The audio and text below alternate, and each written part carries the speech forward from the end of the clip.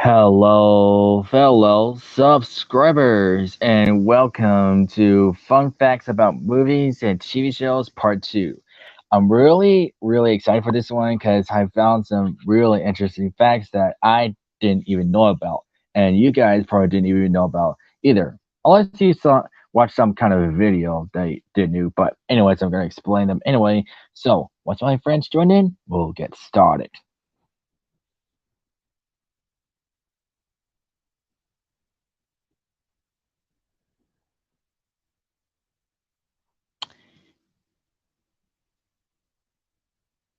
Hello, Mandu.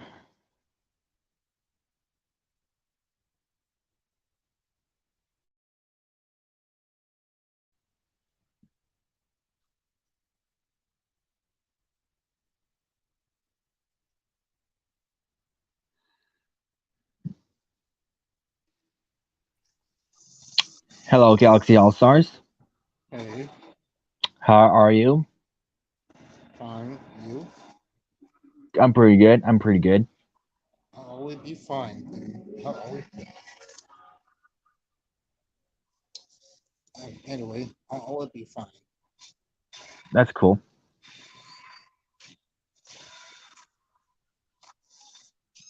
What are you up to? Not much. I came home from church and plan to go swimming afterwards. Once I get done with the stream.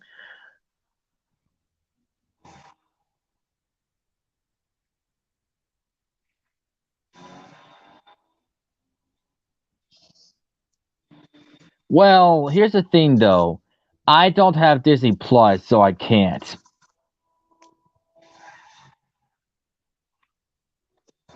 Disney I did Plus, watch so that. I can't. Hello, Blitz and Fresh. Uh, Hello. How are you Jinx. guys doing?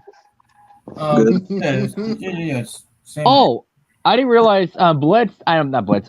Galaxy has father from Kids Next Door on here. That's cool. You didn't realize that up until No, I wasn't paying attention.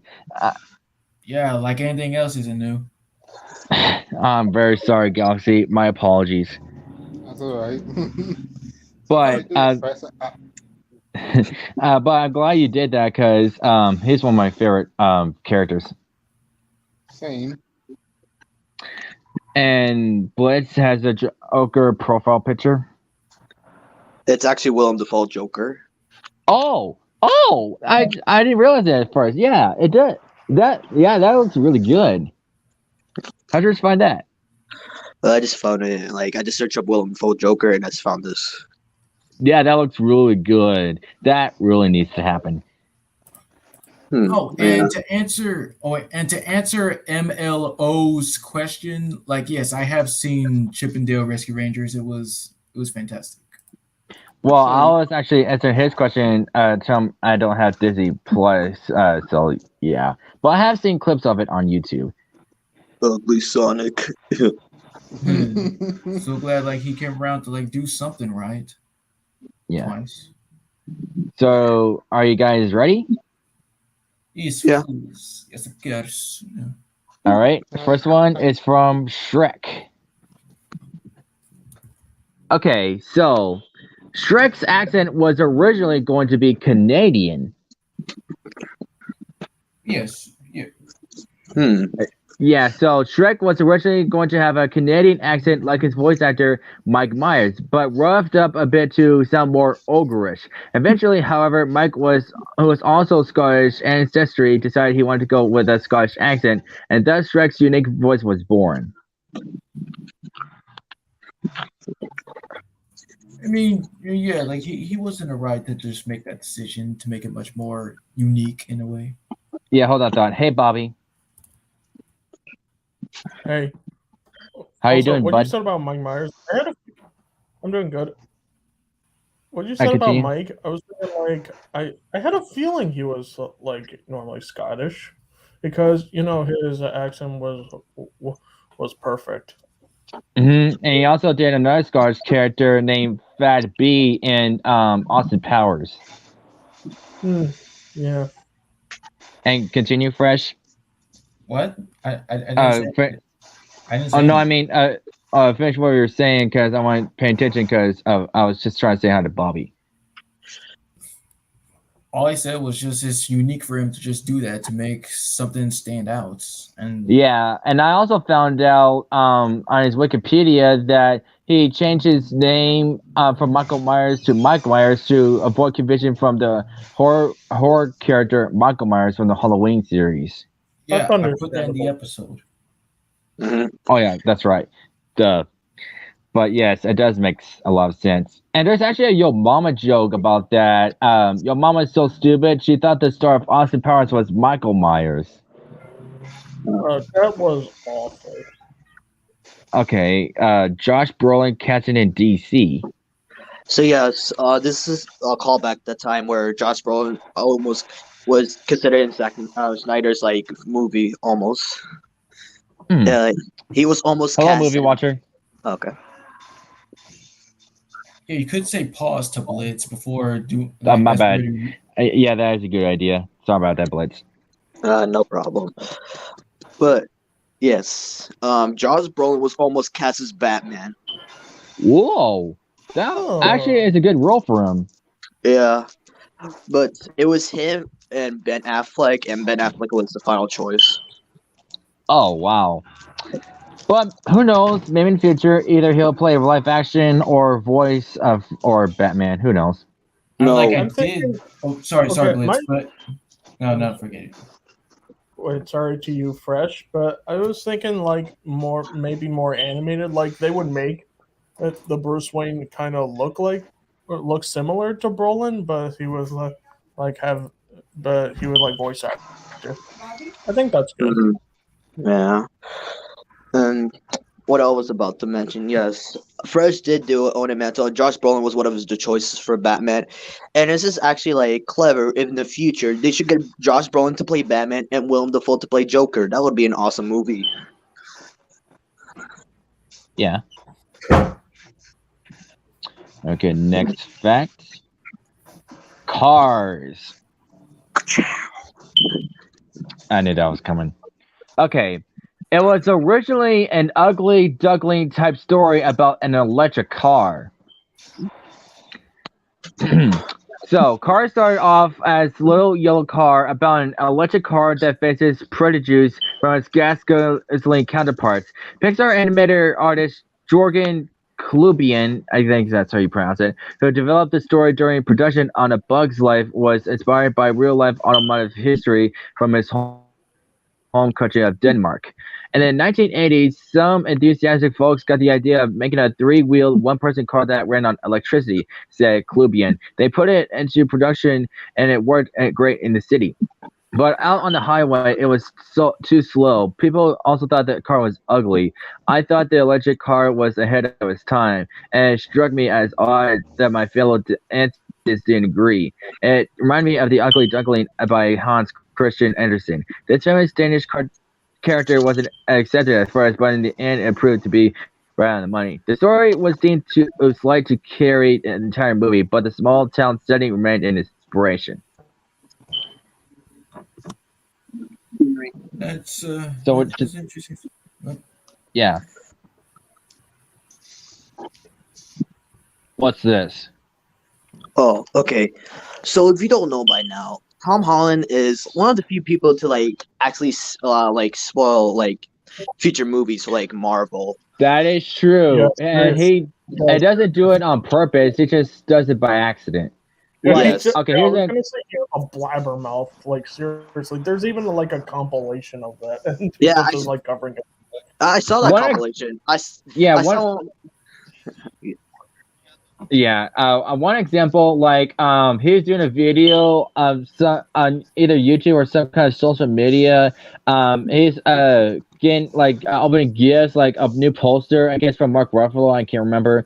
And then realized he like turned around and said, don't show it to anybody," and he just realized he effed up. Yeah, and Hey guys. Yeah. It was at this moment Tom Holland knew you Yeah. fucked up. Yep. No, Definitely. but That is why Tom Holland's not able to get a script until he gets to the set. That's the new rule for him, apparently. Oh, and I also heard that Mark Ruffalo, he was watching a Marvel movie, I can't remember which one, and he didn't realize he had it on Instagram Live the whole time.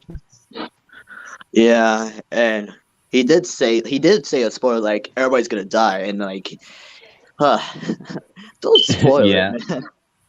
Yeah. Oops. All right.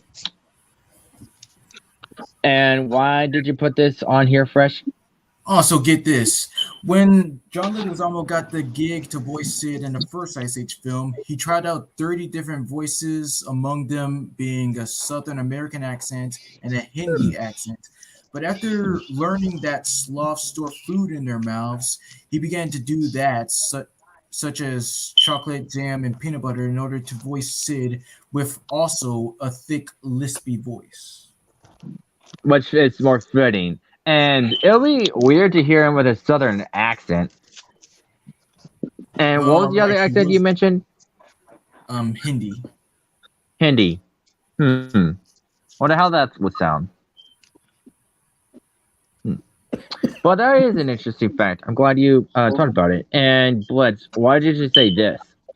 Man in the Mammoth, but like there was castings like other than Ray. So basically, the other choice was James Earl Jones. Ooh, Yeah, I remember. well, then again, it would have been 2D, but I could see it in a way. I feel like they mainly chose him because of Mufasa. That's why. Probably, yeah. And the other choice was the actor that played Cobra Bubbles from Lilo and Stitch. Big Rames. I Yeah. think. Oh, that's what his name is, huh?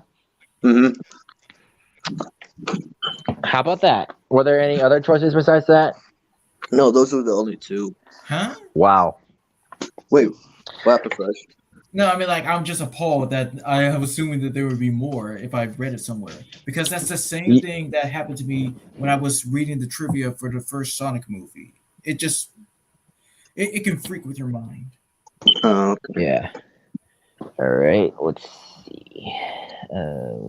Where's okay. Okay. Wait, are you one of you running down the fact right now before I am? no. Okay. All right. I'll go ahead. Write down 6 then. I said yes, is you Dev, but Okay. but I'll go after. Okay. So fact 6. Oh. That gun. Wait. I want to see what happened. What happened? He actually wrote Oh, down no, fact 6 you and then made he it. completed. You made it as a mistake. Oh no. Oh no. Okay. Fact Oh 6. no. Incredibles. Oh no. Yeah. All right. Okay, so Incredibles is based on a true story. It may not seem like it, but the story behind The Incredibles took inspiration from real life. That doesn't mean that the movie's creator, Brad Bird, has a family of superheroes. But if you look beyond the superpowers and finding feelings, the Power family feels like a real family unit. They are more than just animated characters. This is because Bird took inspiration for his real life when he created the story of The Incredibles. Consciously, this was just a funny movie about superheroes, Bird said in the book to Infinity and Beyond. The story of Pixar Animated Studios. But I think that what's going in my life definitely filtered in the movie. That makes sense because most film writers probably unconsciously filter themselves into their movies, and even if they don't realize it, it works because that makes the parts feel so real. Take the father, for example. He is a superhero at heart, but must work a job and insurance to pay the bills. He can't be what he really wants to be. When Bird originally conceived the film, he was in a similar state, as he really wanted to do was animation. Fortunately, in the end, things worked out. Pretty interesting fact. Yes. Oh, dang. That really is The original interesting. names of famous characters, huh? Yeah, sometimes characters that you know and love, you might not know that they were originally given different names, such as Tom and Jerry were originally going to be called Jasper and Jinx. Yeah, that is true. Cause in one Tom and Jerry short, he was referred to Jasper by his owner. Yeah, the first one, Puss Gets the Boot. Yeah. Yeah, there's also Mickey Mouse originally going to be Mortimer, but that later came the ex-boyfriend of Minnie Mouse, which is yeah, Well, I'm glad that's they stuck with Mortimer and just became Mickey's and rival. well, yes, and then Wait, there I was don't also think what? I just want to say, excuse me, Fresh, that I don't know if I've ever heard of. I think I have heard of Mortimer, just never seen him. Yeah, Uh, he's an actual character. yeah. Yeah, he's a tall, skinny rat, and Mhm. he's And he deaf. goes hot shot shot. Yeah, and Oh, he's wait a minute. yeah. Oh, Oh, I think I sorry, remember Blitz. I seeing didn't him know in an you old. put in fact eight. That's okay. Diego Dark Twist. Ooh. From Ice What? Age. Basically, the Y- behind the scenes was the intentional plan with Diego was that he would die in the first Ice Age film. Yeah, that's what fans thought, but he did come back, so it was No, going no, to be no, no, no. But here's the thing, though. When the younger test audience saw this, they burst into tears. So the directors decided to let Diego live from there. That makes a lot of sense, actually. Yeah.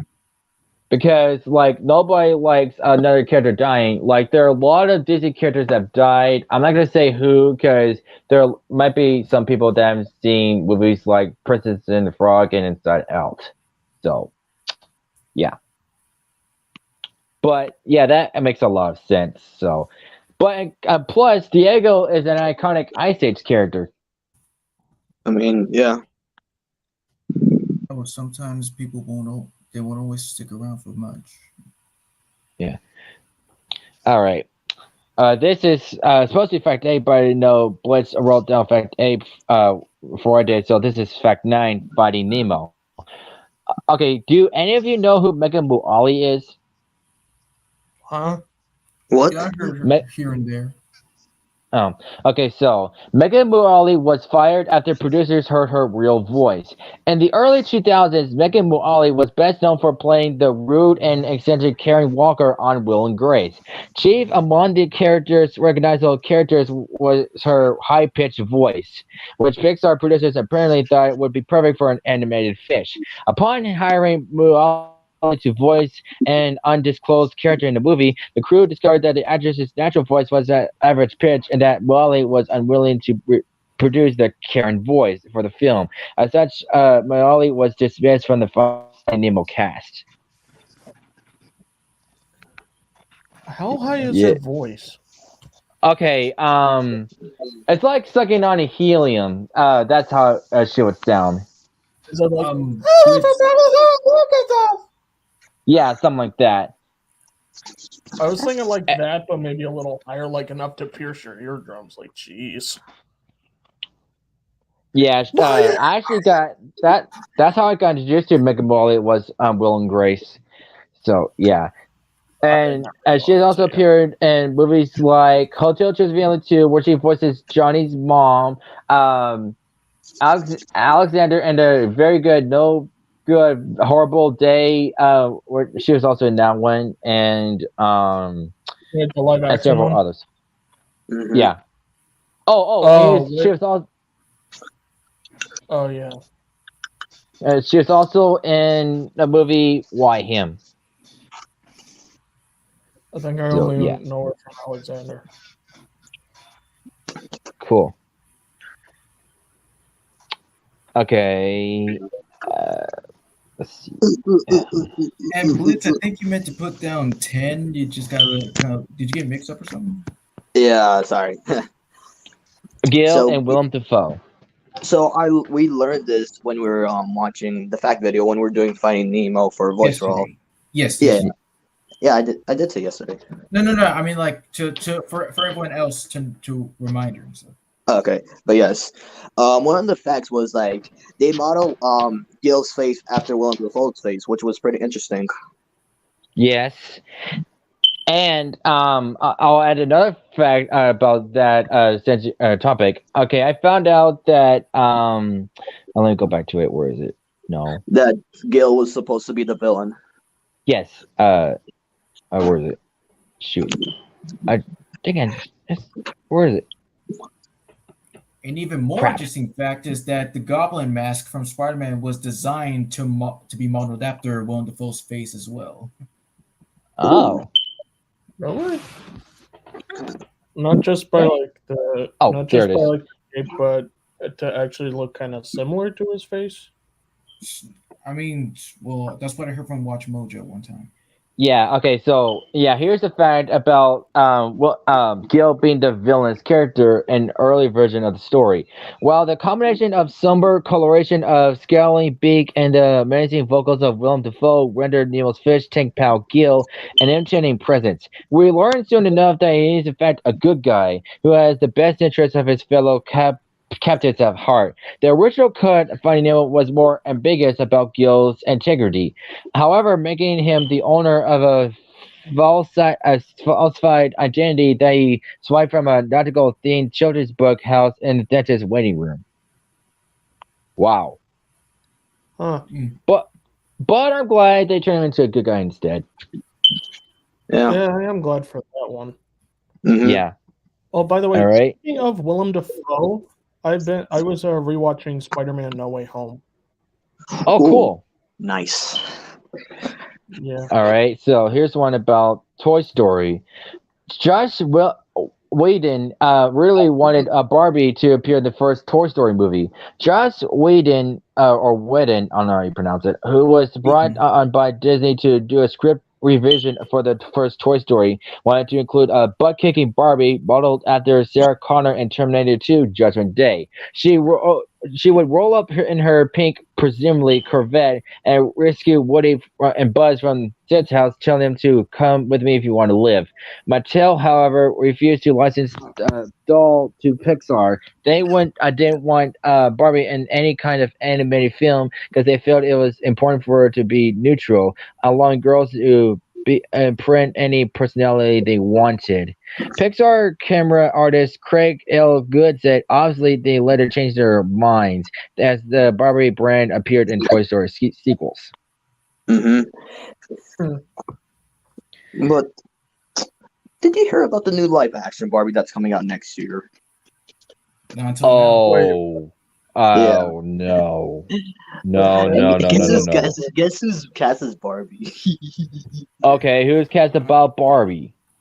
Let's just say she's Australian Nope. and she voiced like what else can I say about her? She played a crazy character. Okay. You can like look at the cast list for her name. It was Margot Robbie who plays Harley Quinn for live action. Oh, Oh. Okay. Wait, well, wait, then, me. Okay. Wait. I don't remember her being Australian. She is. I didn't know that. Hidden facts for you, my dude. Wow. Nice. Mhm. And I barely watch Barbie because there's too much Barbie movies. I don't watch either, but mostly because of Toy Story I watched it. I only see her Well, in Toy Story. Yeah. I mean, Okay. Wait. Also, wait. I just want to say I want to get like some important news out of the way. Like, recently, season 2 of The Owl House has ended. Yeah, I know. Yeah, you guys saw it. No. Well, no, because I barely watched episodes of The Owl House, but I've seen some clips of it on YouTube. Only seen like the first 2 episodes of The Owl House. I mostly saw. I saw like all The Owl House so far and all of Amphibia. Oh, that's cool. Okay. Yeah, and also, No, go ahead. oh wait, I was gonna say something like irrelevant. This one's like irrelevant to what we're talking about here, but I've been feeling like nostalgic for my old games, so I went back and played them and completed Luigi's Mansion 1 for 3DS. Oh, cool. That is like really amazing. My favorite is Luigi's Mansion 3. Yeah, I have that. I have like all the Luigi's Mansion games. The first one I neat. played was 2, Dark Moon. I gotta introduce you to Luigi's Mansion and Super Smash Bros. Brawl. Yeah. Uh, Fun fact for you guys: Luigi's Mansion originally came out for GameCube. Yeah, I know. All right. Green Goblin casting. So yes, this is from the Sam Raimi Spider-Man. What was that? That'd be my- Oh, okay then. Well, I actually learned this from freshest episode of the person I'm about to name, and plus the internet. Before Willem Dafoe was cast, there was another casting. It was Nicolas Cage. Mm, nah, no, I don't see it. I don't see it. But although he was up for the role, he actually turned it down. I mean, were they thinking for because of Ghost Rider? That's why. Probably, yeah. And I haven't seen it yet. There's a watch bunch of video of top worst superhero castings, and you can see Nicolas Cage as Ghost Rider in the thumbnail. I mean, still respect for him. He has a cool voice. Yeah, and he made me be a fan of Ghost. Well, not because of that. I want to go watch Ghost Rider because, like, I started to like Ghost Rider more because I thought he was cool. Hmm. Wait, did Nicolas Cage actually play as Ghost Rider? Mm-hmm. He has Yeah. he has two movies. Ghost Rider 1 and Ghost Rider 2: Spirit of Vengeance, which I haven't seen yet. I only saw the first one. Oh, okay. Hey, I'm Nick Cage. I'm the Ghost Rider. I'm gonna take you to hell. I'm the juggernaut, bitch. You're going down. Yeah, what's this fact about Yeah, Fresh? Yes. So yes, if you ever seen X-Men 3: The Last Stand, like it says that the filmmakers decided to give the Juggernaut a line from a parody web series which featured these foul-mouthed dudes redubbing episodes of the 90s X-Men cartoon series. And Oh, is it is like that where the that came X-Men? from? Is it called like X-Men Abridged? wait, you're kind of breaking Is up a it little like bit. What? wait? Me? You're breaking up a little. Like I was gonna say, is it an abridged series? Because I've like seen those. I think it's sort of like that. okay, look, it's just these guys deciding to just like redub episodes in a foul-mouthed manner that eventually led to like them spouting out like this or what you see right here. And that's what Juggernaut says to Kitty Pryde. Like, remember, like, don't you know who I am? I'm the Juggernaut, bitch. So that's where that came from. Yes. Wow, Okay. that's actually pretty awesome because that is such an iconic movie line. It was just so funny. Yeah, that is really funny. Oh wait, speaking of Yeah. Marvel, I also saw the new Doctor Strange movie. And how was it? It was great. Well, other fans, our freshest friend here, is not. I'm told him that like be careful to watch it or not watch it. No, I'd say you it's can just watch it. it's just opinion based. That's all that was. Yeah, that's Yeah. true. Okay. Fact Wait, 14. Wait, look at Blitzy's pick. Yeah, I know. I see it. Okay, Okay. fact 14. Winnie the Pooh. Okay. I used to Everyone's love very that show. honey loving bear and a red crab teen. Oh wait, I'm not reading that. Shoot. Okay. A real life bear started it all. In her new children's book, Finding Winnie, author Lindsay Mattick reveals that back in 1914, a Canadian veterinarian named Lieutenant Harry Colborne bought a bear for $20 while serving in World War One. He named his new pet Winnie after his native Winnipeg, and a cub ended up serving as a mascot for the regiment while he was stationed in England. However, when the soldier left for France, he left Winnie behind where it was safer at the London Zoo. Yeah. Yes, I learned that from Watch Mojo the first time. Oh, cool. But I thought that was an interesting fact. Okay. Oh, and Bliss, like you were meant to say something. I know you were gonna say that Nicolas Cage was offered the role of Shrek, but he turned it down because he didn't know they was gonna do a voiceover for it instead of physically appearing as an ogre, right? Yes. The only voice acting I've heard for Nicolas Cage was in the movie The Croods. He did other Oh ones, yeah, you that's know. right. That's right. He did play. He did voice Bruce Superman. Bliss, What? can you say that? Wait, I don't remember that. But from where? I have another Shrek fact. Too late. Oh wait. Shit. Okay. I just Creation of Butters? Yes. So yes, like many characters can be based off of like real life people. In this case, one was South Park. It's for the creation of Butters was based off of supervising animator produced animation supervisor Eric Eric Stowe, who co-creators Trey Parker and Matt Stone referred to as Little Buddy, eventually calling him Butters. So Butters' caring and warm personality is based on Stowe.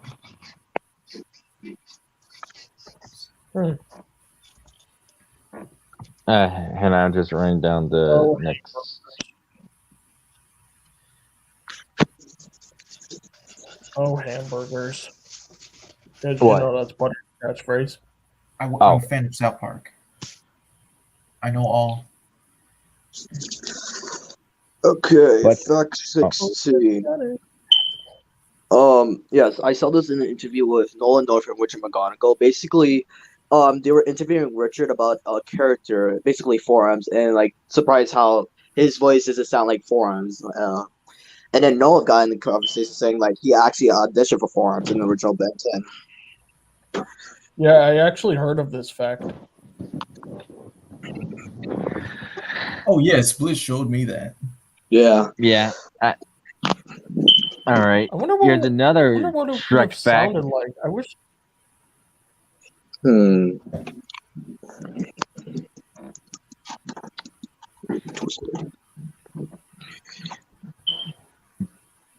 Okay, so Shrek is a German word. The name Shrek comes from the German word Schreck with a C in it, which means fear or terror. It's also the name of old Hollywood actor Max Schreck, spelled Schreck,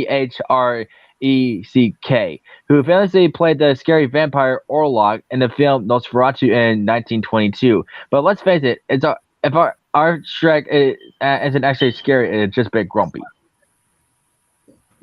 I mean, Shrek is grumpy. Yeah, I'm not gonna lie. So I guess the name fits perfectly. Yeah. Well, I want to know. I mean, for younger audiences, especially like either 2 or 3-year-olds, might be scared of Shrek because if he starts roaring, that might scare the living crap out of them. Like,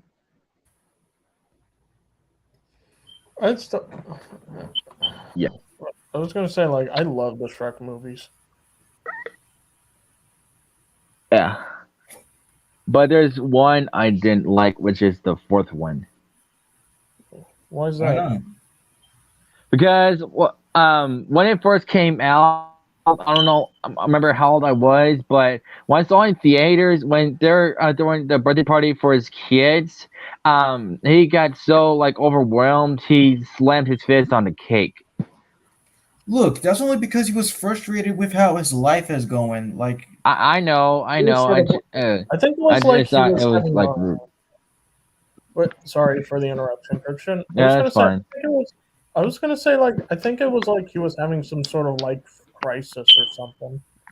I mean, I just technically said that.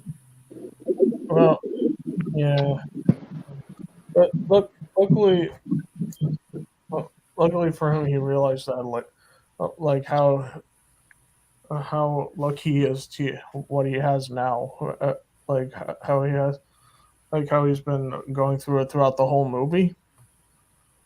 Wait, Christian, you can like watch it again if you want and see if you can like have Maybe about it. Maybe. Okay, fact 18. Incredibles original title. It was supposed to be Invincibles. During the course of making a movie, many things about the movie changes. Sometimes it's the story that gets tweaked. Sometimes it's the setting. Sometimes it's something as huge as the plot. And other times it's just little things. One of the hardest things about a movie isn't the making of the movie itself, though. Sometimes the hardest thing is just deciding on a title. In that case, The Incredibles, the title had to serve as the name of the Power Family superhero name as a group. Interestingly enough, though, they were not always the Incredibles. And the book, 1000 Facts About Animated Films, there are a few interesting facts about the Incredibles. One of those facts that Incredibles were almost called the Invincibles. What's even more interesting, though, is that the code name for the movie, the names that studios call movies when they don't want anyone to know what they're working on, was simply Tights. Whoa, okay. Incredibles and certainly it seemed to work better than Invincibles or Tights. So it's a good thing that the studio decided to change the name early on. But the early title does beg a question. Is the Power Family actually invincible? Well, I was gonna ask, like, when did Invincible came out, like the I, comic series? Because I think it if was that, I think it's hmm, 2021 it came out. no, wait, I think. Oh wait, I was gonna say I think you're thinking about the show, but I don't know. I was like, if Invincible was like the comic series, like if it did come out like back then, and they decided to, and they were calling it that the Invincibles, I thought it was like it's like they're like stealing the name of it somehow. I don't know. However, that Okay, would be so that I'm though. sorry to interrupt, Bobby. So apparently Blade said he watched something shocking on no what yet. on YouTube. So basically, I just remember something that one actor actually auditioned for Mickey Mouse but got turned down 11 times, and that was Nolan North. And I just watched a video with him right now, and he did a really good Mickey Oh Mouse my god! impression. Wow. And Wait, why can did he you give turn us down like a Roll sample of it? for? Can you like play it? He didn't turn it down; he auditioned. Well, Oh, and then he got turned down 11 times. Jesus. Oh, I I mean, would love to hear he that. yeah, he's one of the best voice actors, and I would see him as Try. Mickey Mouse in the future. Oh yeah, Blitz. Remember yesterday you told me about the incident with Amber Heard saying that her dog stepped on a bee, becoming a meme. Oh yeah. Oh I wow! Now you're I actually rhyming. watched it. Yeah, I actually watched a video of that, and saying people saying random things that actually rhymed with bee and stuff. I saw a Spider-Man edition one where she said, "My dog stepped on a bee," and then one of the lines was like when Norman was getting fired, he said, "I started this company." I think I saw that too. Okay. Will Smith turning down an iconic role. Well, didn't you tell us something like this? Yeah, well, it seemed to be like running a little bit low. So yeah, like somebody come up with another one. Yeah, yeah. Let Wait, me Oh, just reject that I one. don't think I remember if like what was it? Yeah, Just to Will like Smith refresh. was originally supposed to star in The Matrix as Neo, but they oh. went to Keanu Reeves. Oh wow! Well, I wouldn't see it though, cause I don't know Racist. how that would fit. You a racist? That's what. I mean, I would No, I'm still not. like watch it play, even though Keanu Reeves was really good in playing Neo Anderson. I still think like maybe I could watch like Will Smith give it a try. I mean, he was also a badass agent in Men in Black. Yes. That Of was course, he's. just that was just as what you just said. What? Oh, I should look at Fairly Odd Parents facts. The negative. Wrong. It's the Crimson Chair. Wrong. Oh my God, Finnegan, you racist for that. Oh wait. When we were like speaking of Invincibles, I was thinking like I just thought remember that meme Think Mark? I just like imagining like refacing Bob's former boss and then just like on Bob's head on Mark and it will be like Think Parth. Yes. So, or Um, like anyone else's face, because sometimes Bob Parr I'm saying sometimes he doesn't think things through. Saying sometimes. Oh, by the way, speaking of that, the Incredibles 2 movie is going to premiere on Disney Channel probably either today, probably. Just saying it. Bobby, I got a question. What? Do you know the way? Do you know the way? Do you know the way? Do you not know Oh the way? boy, Because here you we don't know go. the way. You don't know the I way think because I'll you don't show know you the way the because way. you don't know the way. Do you know the way? Do not know the way. Hey Anyone who guys, knows the way, we show the way to our queen. If hey anyone guys. respects our queen, we spit on them. Yeah, it's difficult to hear all that. Hey guys, let's play a game where we don't have to use the letter A. Knuckles. All right, fuck you. Okay, fuck you. We spit on you while clocking at you. The very odd parents. All right. So Chester could have been Timmy.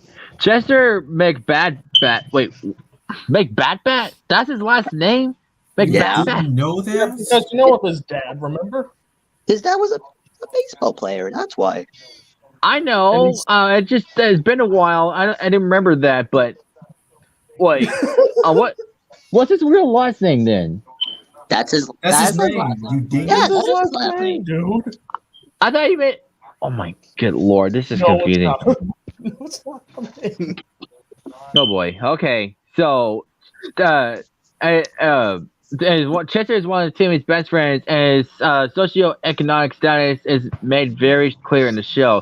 Chester and his family are dirt poor, living in a rundown trailer park, and Chester eats garbage and street chocolate at every chance he gets. Why doesn't Timmy wish a better life for him? That's anyone's guess. Chester is so unfortunate that he could have fairies on his own, and if those fairies would have been Cosmo and Wanda. And it's a wish for life. Timmy wishes he was never born, and true to the classic film it parodies. Jorgen von Stringle appears to show Timmy how his absence would have affected everyone he knows. In the Timmy-less reality, Chester was given his fairies instead and performs many selfless acts with his wishes, like unlike Timmy.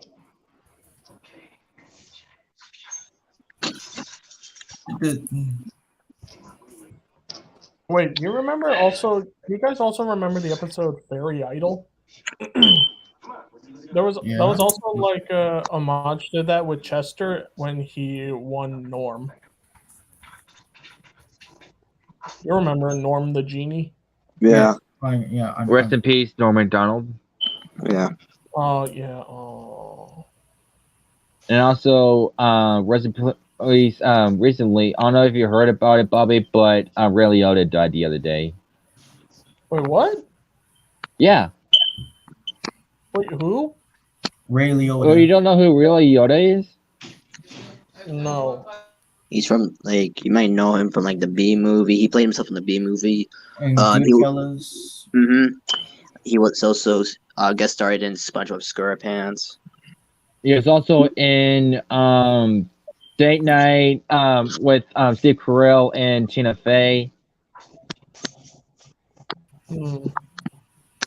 So yeah, and he was a really famous actor. Mhm. Sylvester and Tweety. Yeah, so Really? yes. There. What? He said Twitty. It's Tweety. I did said spell it Tweety. right. Oh wait, he's. I'm sorry. Oh, okay. I'm so sorry. I thought you said Twitty. Like what? I thought I saw a booty cat. I thought you said I said Tweety. I said Tweety, dude. No. Very funny. Okay, so this how they originally started out. Sylvester was originally supposed to be named Tom, but you already know there was already a famous cat named afterwards. And Tweety, he was originally going to be named Orson, and he was given yellow feathers on the condition that people thought he was naked. Really? Yeah, Okay, like he was like that's all yeah. What? That's just weird. I'm sorry, but that's just like weird. And like, there's nothing to be sorry about. Like, it's them being like dodos at first. Okay. Fact 22. Incredible city name origin. Metroville is a combination of Metropolis and Smallville. Welcome to Metroville, the home of the Parr family, otherwise known as the Incredibles. This fictional city presumably resides somewhere in the U.S. Once was the home to many superheroes before the city formed them into retirement. It then became a little quiet city, free of villains and superheroes battling out the city streets to destroy public property and endangering lives. Of course, the superheroes still live there, but they adapted to quieter lives, sort of like the Parrs. As any fans of the Incredibles knows though, things didn't stay quiet in Metroville forever because villains never like to live by the rules. Think about the name of the city though. Metroville is, if it seems sound how familiar it is. The city's name comes from two famous cities known for comic book fans, especially Superman fans. The first is Metropolis. The city is known for one of the most popular superheroes of all time, Superman. But before Superman was a superhero, it was Clark Kent, and he lived in Smallville. This is where the Ville part of Metroville comes into play. It's likely that Bird wanted to honor a favorite superhero, Superman, in some way with his own superhero film mission accomplished. How about that? Catch me outside. How about that? I see a video of Nolan doing his impression of Mickey. Sure. All right. Here you go. Okay, wait a minute. Wait. Oh, son of a! Yep. See? What'd you do? You'll see. What did Oh, you mother fricker! Let me guess. Is it the yes? You Yo, you gotta get To be honest, I did actually search for like Nolan North Mickey Mouse impression. I didn't see it anywhere. Hold on. This is the actual video. I'm being for real this time. Here's the actual video. all right? liar. No. You could trust me. I'm kidding. Wait a minute. Wait a minute. Why so serious? Wait, is that wait? Whoa. Wait, Blitz. Blitz. Your profile pic, is that like Willem Dafoe with Joker's fate on Joker? Yes. Mm-hmm. No, That looks really good. Yeah. That's really good.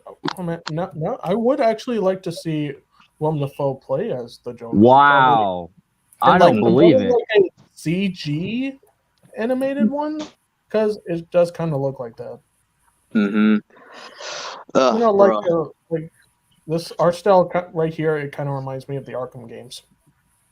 I know it's like an edit, but it does like remind me of it in a way.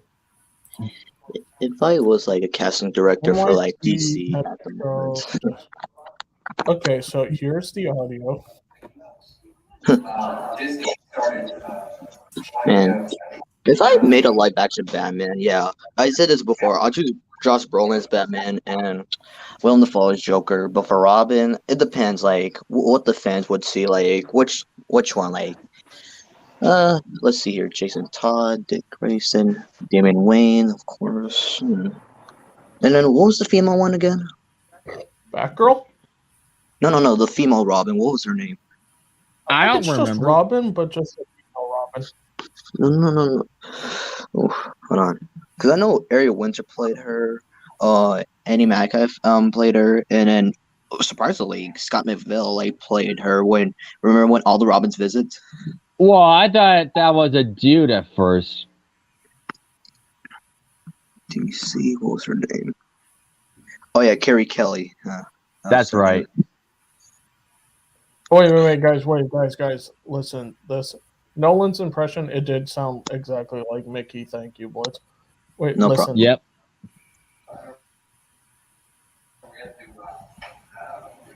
Rudolph the red-nosed reindeer. We sang everything. We did all the.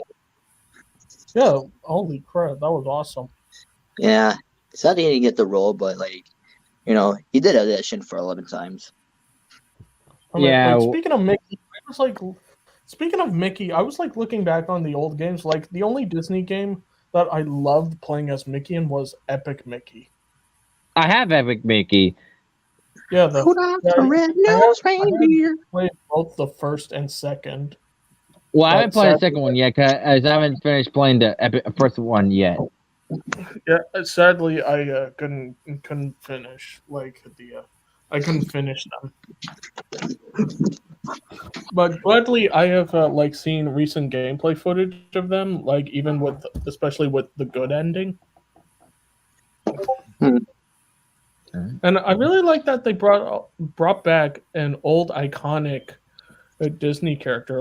Like I think it's said to be the first Disney character. You know, Oswald. Yeah. You No, remember yeah. Oswald?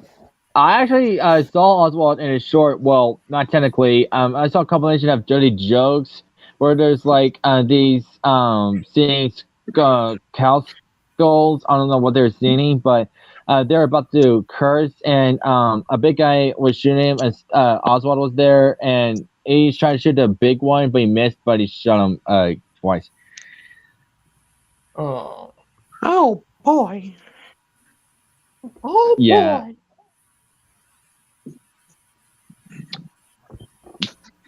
Right. Tell us about Wanda from the Fairy Parents. Well, yeah, I'll go and do it. I'm waiting for fresh. Okay, so the Flintstones inspired Wanda.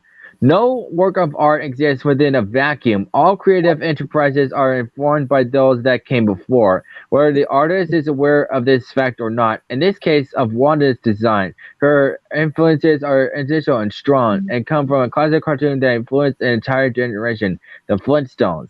Upon close inspection, it's clear to see where the inspiration comes from. Wilma Flintstone, the matriarch of the Flintstone clan, has this row of hair that was placed directly on Wanda's head, with only a slight palette change to differentiate.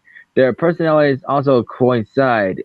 For both Wanda and Wilma are the level-headed halves of the marriages, and often help their husbands out with the idiotic situations they find themselves in.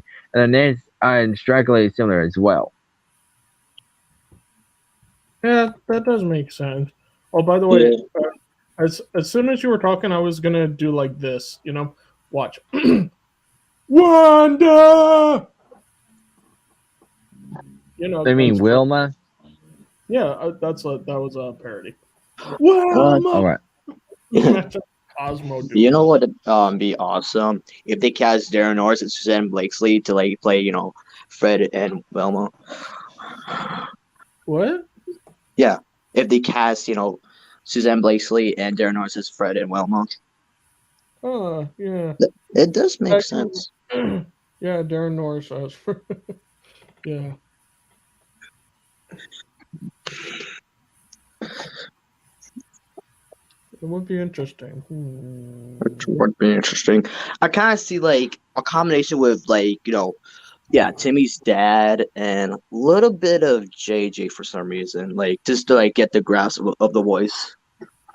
Oh, yeah.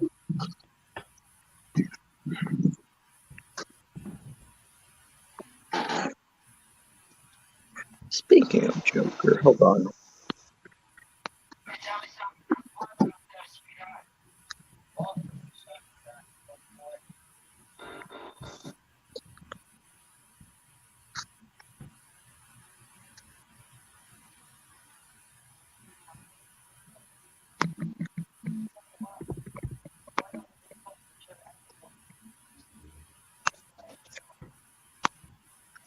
Oh, okay, then I'll just put that as 25 now. Oh.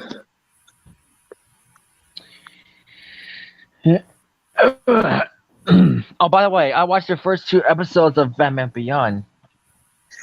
And how do you like Will Friedle's like performances like Terry McGinnis? Pretty neat, and rest in peace to his dad. Mm-hmm. Yeah.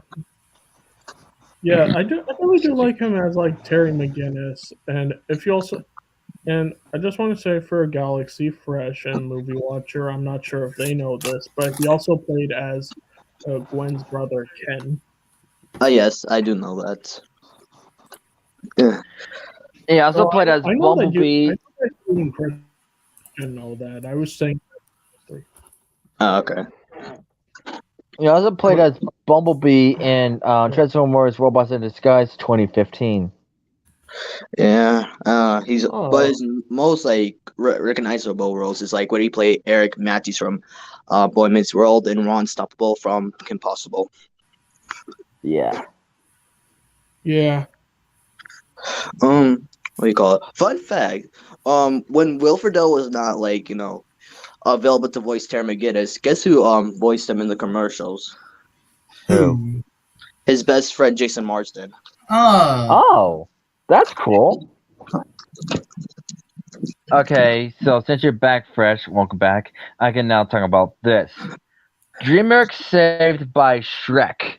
So, before Shrek came along, DreamWorks was struggling to find its identity as a studio. Shrek's mix of humor, parody, and pop culture references made it famous and helped DreamWorks to thrive and make more films with the same mix of fantasy and comedy, including How to Train Your Dragon and Kung Fu Panda. Thanks, Shrek. Thank you, Shrek. Yeah, and literally it says thanks Shrek on the facts thing, so that's why I said that. Yeah, yeah, that's why that you is cornered his great. That is fudge. great. Okay. Corny. Tim Curry and Mark Hamill. So this is Remember going that. back from the Batman the Animated Series where Tim Curry was cast as the Joker. If Yes, you I remember. believe you did tell us that before. Yeah. He only did it for like one episode, and they decided to change it because audience thought like it like with Tim's like incredible talent, it was very scary. So that's when they had Mark Hamill in. Which is one of Mark Hamill's most iconic roles, besides him being a Luke Skywalker in the Star Wars series. But yeah, because Mark Hamill has a really cool raspy voice and it fits Joker really well. I can just imagine Tim Curry as Joker, like the laugh, Nigel's laugh. Nah. Wow. Yeah, and him with a British accent. I mean, yeah, but still, Mark Hamill is literally the best voice for Joker. I was also And gonna say that George. I was gonna also say like, aside from Kevin Conroy being best voice for Batman, George Newbern to me he's like the best voice for Superman, and I'm glad they brought yes. him back for multiverses. Oh, Well, I'm gonna play. that's cool. I have a Yeah, different I'm gonna opinion. play that game someday. I have Did a you guys see different the trailer opinion. for it? Um, What's the? I have, and I've seen a couple gameplays of it, and there's some videos of it, and we're gonna say Blitz. I said I have a different opinion on Superman. Like, although yes, I do respect your opinions. I honestly like Tim Daly's version from the Superman animated series. It's Yeah, I good do too. agree. It's second best. I'll give it that. Wait, I think he also returned. I think Tim Daly. I think that was like. I was gonna say, did he also return for Justice League Action? Because I remember in the credits, like, I saw Justice the League name, Action? and I was No, like, he did not return. okay, I thought that was like actually him because I think I saw like his name in there, and it did sound similar to it, to me at least. Excuse me. Okay. Okay, Rocco's so Modern Life, Ralph Ralph. Bighead. yes, and That's like okay, that's so like a name. what? And anyway, so yes, so I out know. of, I out of the remember like that character. out of Yes, the many Fresh. characters, it was Ralph Bighead that kind of like surprised me the most. Like, yes, of course, he is the son of Ed and Bev Bighead and the creator of what was it? Yeah, the Fatheads. So yes, he started out as male, but is revealed in the TV special about Static Cling that he is now a transgender. Oh, Oh, really? Yeah, Oh, I did recognize that a little bit. Yeah. yeah. He is now Rachel Bighead. Wow. Yes. wait, Oh, wait, Ed. wait. Were they like? Wait, were they really originally called Big Heads? Because I thought in like a clip I heard on Rocco, I thought they were called like Beat Heads. Yes. No, Dang. Since No, I've sensed like innuendos in Rocco's Modern Life since that was like just oh my, and I was like, oh my goodness, Jesus. Okay. Wait, you remember Rocco's friend Heifer? yeah. What about him? And did you guys remember Camp Laszlo? Yeah, I know what this is going to. Yeah, Yeah. because if you guys remember in the finale, there was like a cow that was like similar to Heifer. He was even voiced by Tom Kenny, who did voice him, but they didn't leave him. They left him out with all his his hair because of copyright. Steer. He's a steer. Yeah, he's a steer. I get that. Yeah. Okay, so fact 27. Ed, and Eddie. It had problems breaking into its country of origin. One of the reasons it might be surprising that the series is Canadian is that it had a hard time airing in its country of origin. Teletoon aired the first season in 2002, though it was pulled after a few weeks. It wouldn't return into the country until 2012 when Cartoon Network started a network in the region. Ironically, the movie The Big Picture Show aired in the show's country of origin before it aired in the United States. Oh, so that's why. Oh, Yeah. Okay, let's see if I can find another fact. Oh well, you go ahead because I was trying to find another one, but can't wait to hear what you have next. Fresh.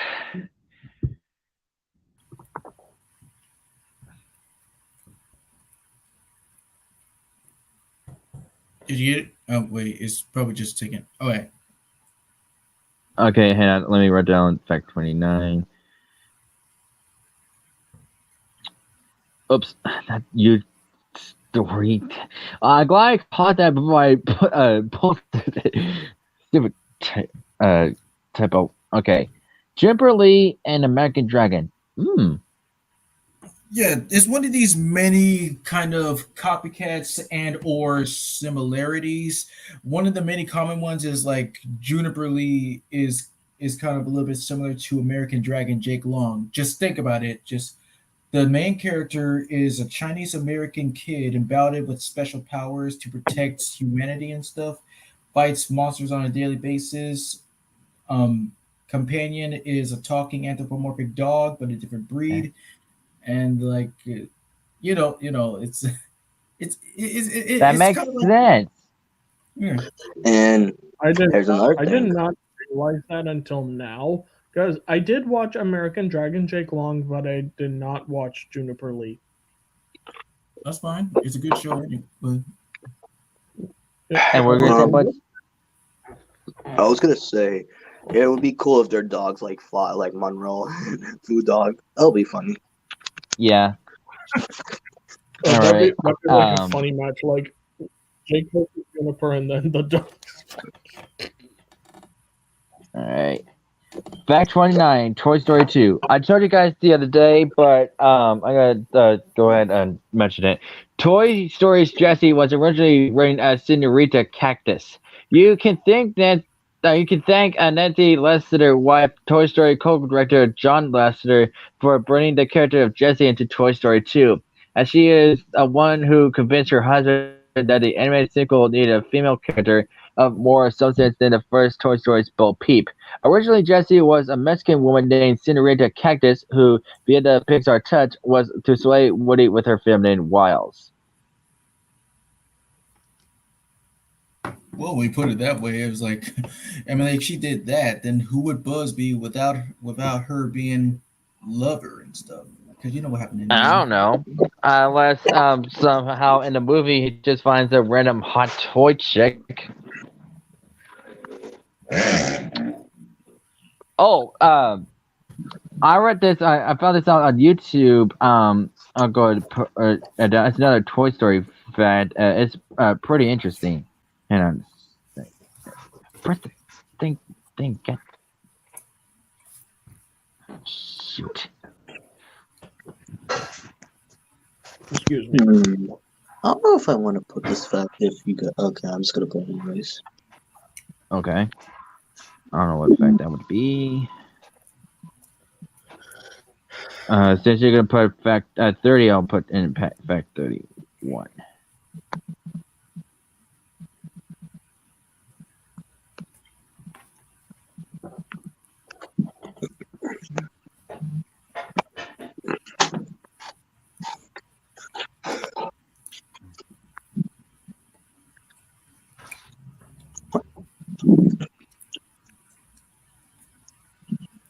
Did you put okay? Okay. During Norris and Steve Bloom anime. If you didn't notice it, like when both of them started out, they started out like they both like were in every anime together, like since like forever ago. Wow. Yeah, Hmm. like yes, they were both in Cowboy Bebop, Naruto, Transformers, Robots in Disguise, the one from 2001. Yeah. Which, but yeah, I just found it cool like how they were in so much animes together.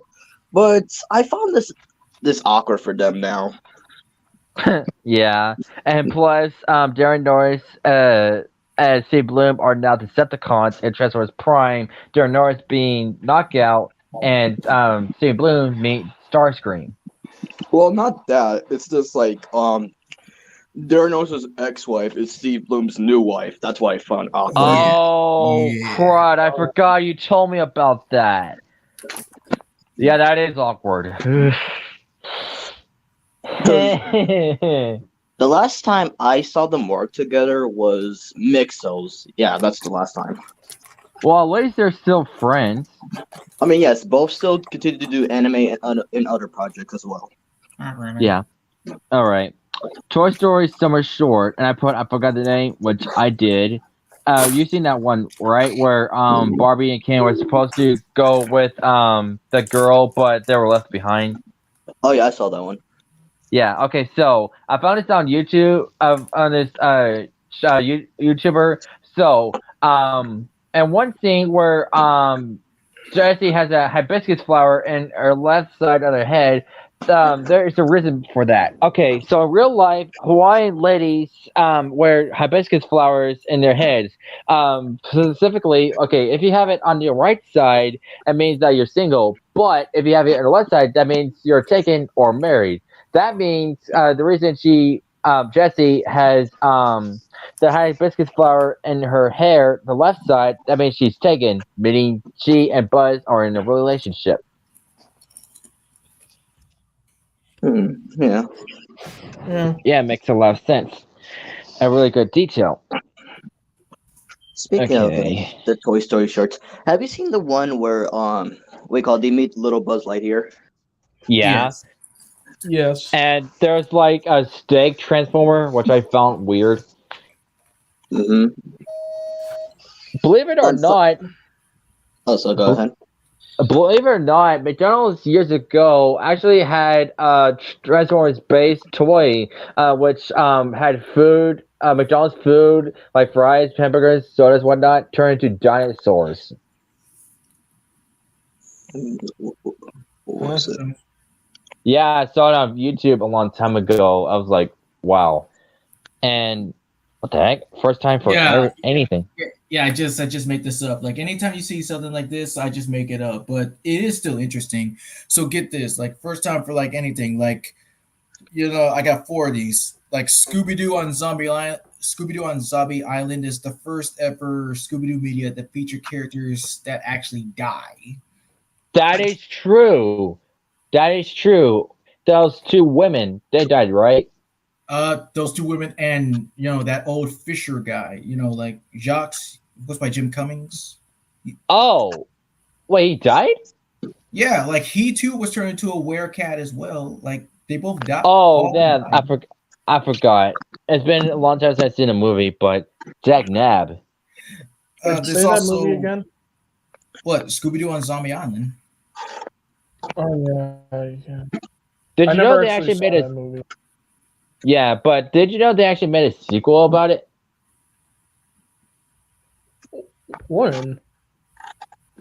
Yeah, like What like about what was it? It was Return to Zombie Island. Yeah, yeah, that one. Yeah, Right. I actually saw it. I think I have a copy of it, and it's not bad. So yeah. There's also Meet the Robinsons being the first Walt Disney movie, the first computer animated Walt Disney movie that features entirely only on the humans. Spider-Man is of course the first ever teenage superhero to not be under the wing of an older superhero, like Hmm, Rob. Yeah. And that makes then sense. and then there's The Incredibles, who is the first Pixar movie to get a PG rating. Oh, and Huh? also, speaking of Incredibles, I'll add a fact to that. What was looking at different facts? It is the first ever Pixar movie to have only main characters as humans instead of animals. Well, yes, I kind of did like mention that like Oh, some other time, I think. All I'm right. I'm very sorry. I was looking at something else. Which movie were you just talking about? What? What movie you guys just talking about? Do something like searching for something on. Just talking about. Well, okay. Well, I mentioned four. I said Scooby-Doo on Zombie Island, Meet the Robinsons, Spider-Man, Oh, and The Incredibles. okay. Okay, What? I did hear a little bit about that, but yeah.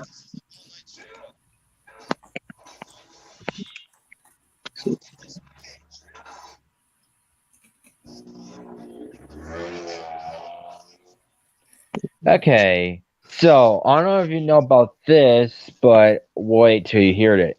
Okay, a computer error almost erased Toy Story 2 from history. As we've reading from previously about Toy Story 2 faced a pretty major hurdle when a stray computer command entered by an anonymous mischief maker delayed 90% of the work done on the film a year before it was scheduled to come out. Luckily, the film's technical director, Galen Suzman, had a copy of the film that she'd been working on from home, and disaster was averted. Right. Yeah, kudos for her. Very awesome of her to have a copy for luck. oh, I mean, that really so bad.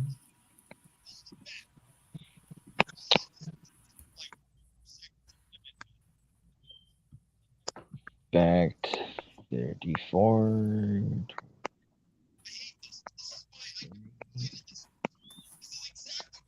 Oops. Yeah.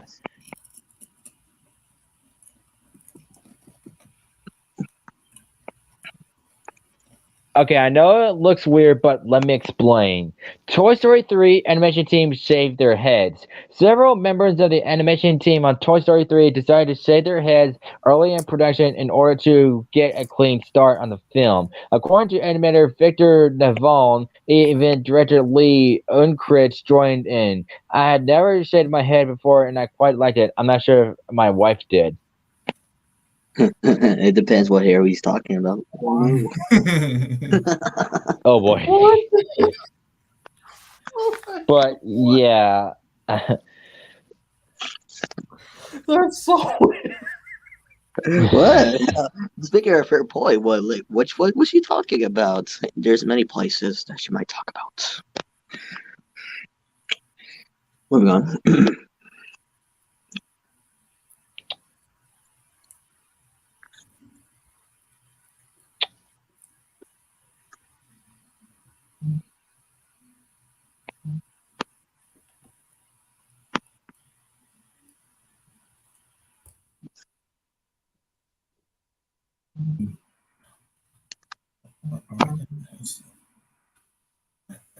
There.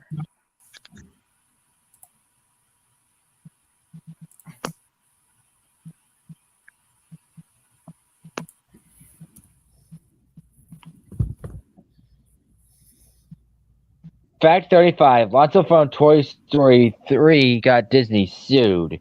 In 2014, Disney was sued by New Jersey company Lisa Industries (DLI) over Toy Story 3's evil bear antagonist named Lotso Huggin, aka Lotso.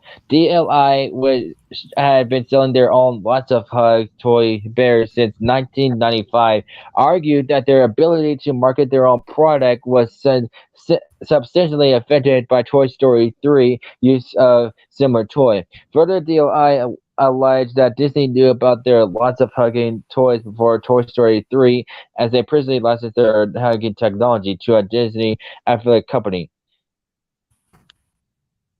Oh my goodness. What the? What? What's this, Blitz? But I forgot to add something else to that. If it'll ever show up on this one, let me see what it got added. Let's just keep deleting right now. Nope, it's not showing up. Okay, this word, agen. Now spell it backwards. All right. Oh, you Yeah. freaking!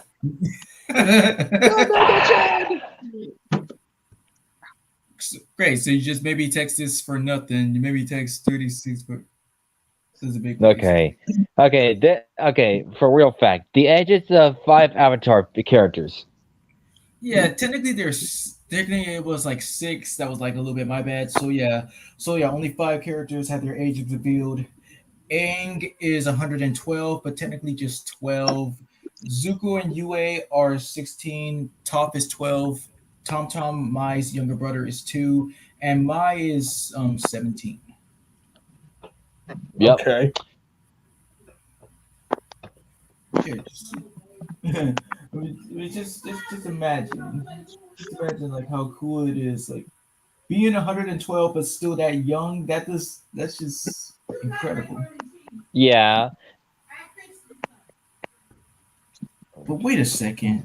How could he be like in a flashback of Legend of Korra when he was like a young man and stuff, and Toph still called him Twinkle Toes? He said that he was 30 something.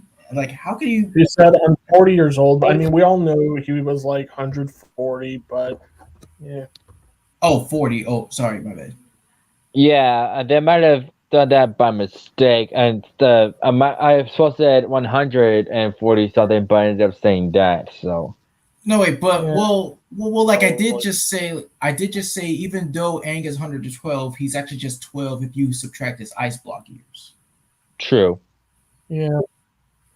Oh, by the way, did you guys know how Aang died? It was just of old age. Oh, well, Maybe or something happened. I'm not really sure. Dude, Bob just said that it's because of old age. Where your Yeah, ears? he died around, I think, at about 66. All right. 166. All right. You know, his body was failing and all that. And, you know, Aang's lived a good life, you know. Yeah. All right. Crocker shocking origins. Denzel Crocker is one of the most hilarious characters in the Fairly Odd Parents. His twitchy mannerisms and obsession with acquiring Fairly Odd Parents made him an entertaining, formidable villain from the beginning. According to Hartman, his persona was inspired by the zany antics of Eugene Levy's character in the 1984 film Splash. Within the show, Crocker's life is a tragic one. He had a childhood as miserable as Chimmy's and was given Cosmo and Wanda as godparents. He was very philanthropic with his wishes, but everything goes south when past Cosmo and time-traveling Jimmy reveal Crocker's fairies to the whole town, and his mind erased. The mind erased magic was too strong, and this disfigured Crocker's body and mind. He left a reminder for himself that fairies exist for the mind wipe, and has been obsessed with finding them ever since. Huh. And I thought his life couldn't get any more crazy. Yeah, I actually feel bad for him because if that didn't happen, he would have been like a nice guy. You know what I mean? Oh, by the way, the actual voice actor for Crocker, he did appear in the live-action Fairly Odd Parents, with I do know as that. like both animated and real life, because I saw clips.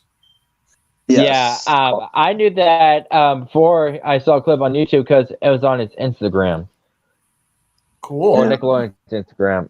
Either or, but okay. Megamind before choices. So yes, trivia. Both Ben Stiller, who previously played Alex the Lion from Madagascar, and Robbie Downey Jr. were approached for the role, but both turned it down due to their schedule conflicts. But Stiller was offered the role of Bernard. Another fun fact: Peter Dinklage and Jason Bateman were considered the role. Whoa. Hmm.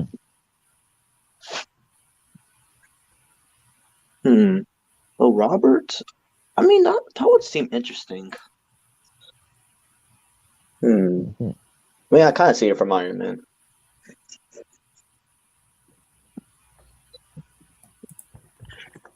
Deep in the 100-acre wood, where Christopher Robin play, you'll find the enchanted neighborhood of Christopher's childhood day.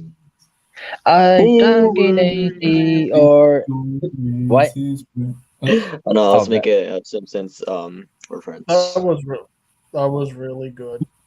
Yeah. That yeah, was really good.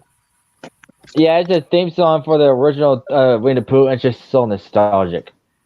Okay, so the storybook character was inspired by a stuffed bear, A.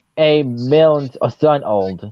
The plush toy was named, you guessed it, Winnie the Pooh, in honor of the Canadian bear his son saw at the London Zoo. The rest of the characters were also in his toy collection, with the exception of Owl, Rabbit, and Gopher, who were later added for verity. Well, after all, Gopher's not in the book, you know. Eh? What? I was like, did you get it? Like I said, after all, Gopher is not in the book. You're like, come on. Don't you remember that part? Yeah. Oh, no, it's been a while since I've seen it. Well, then that means you fake. You're a fake fan. Hey, I haven't watched Winnie the Pooh since I was a kid. Well, I did rewatch Search for Christopher Robin, so. I like chocolate milk. Thank you, cheese. I like chocolate milk. Let's see here. Cheese, go home. Okay. Jeez Louise. Yes.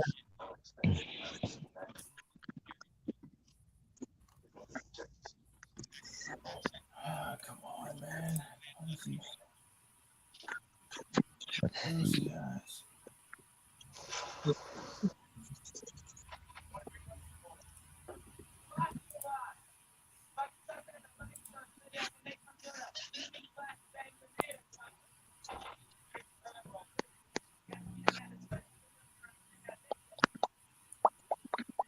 All right. I'll write down fact forte. And okay, 41 then. That's like. Yeah.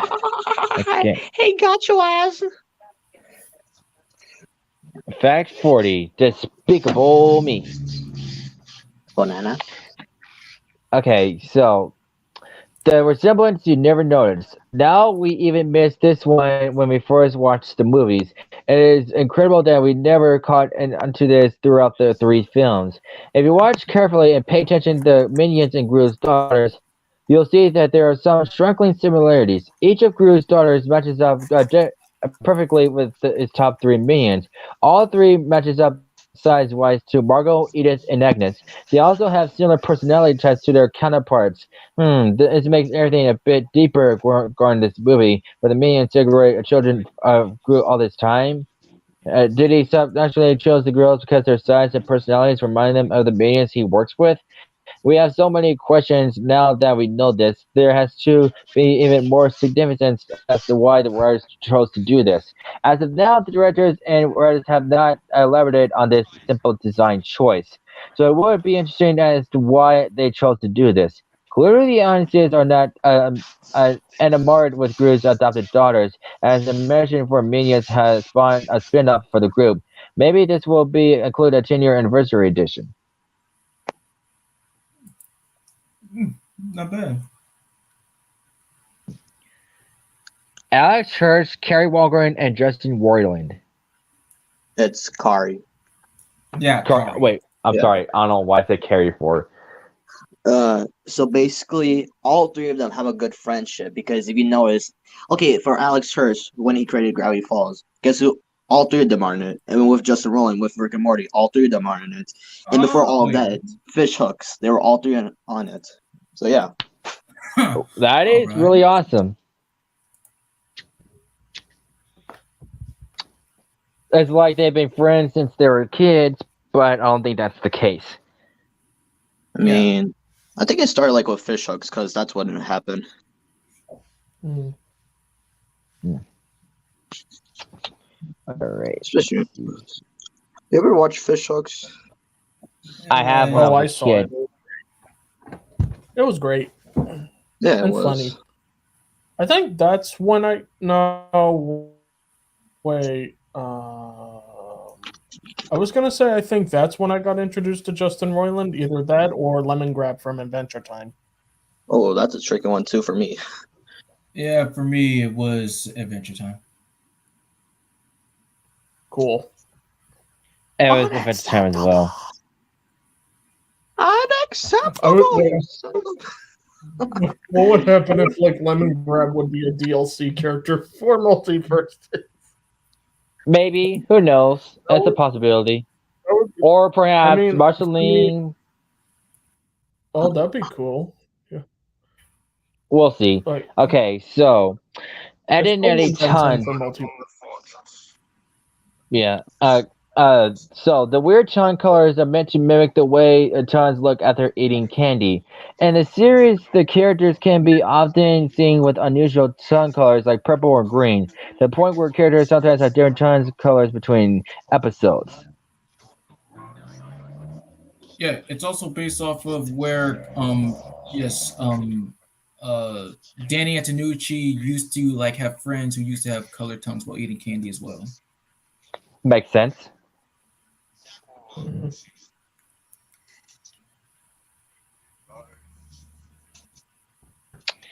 Okay, I'll add another one since that one was kind of short.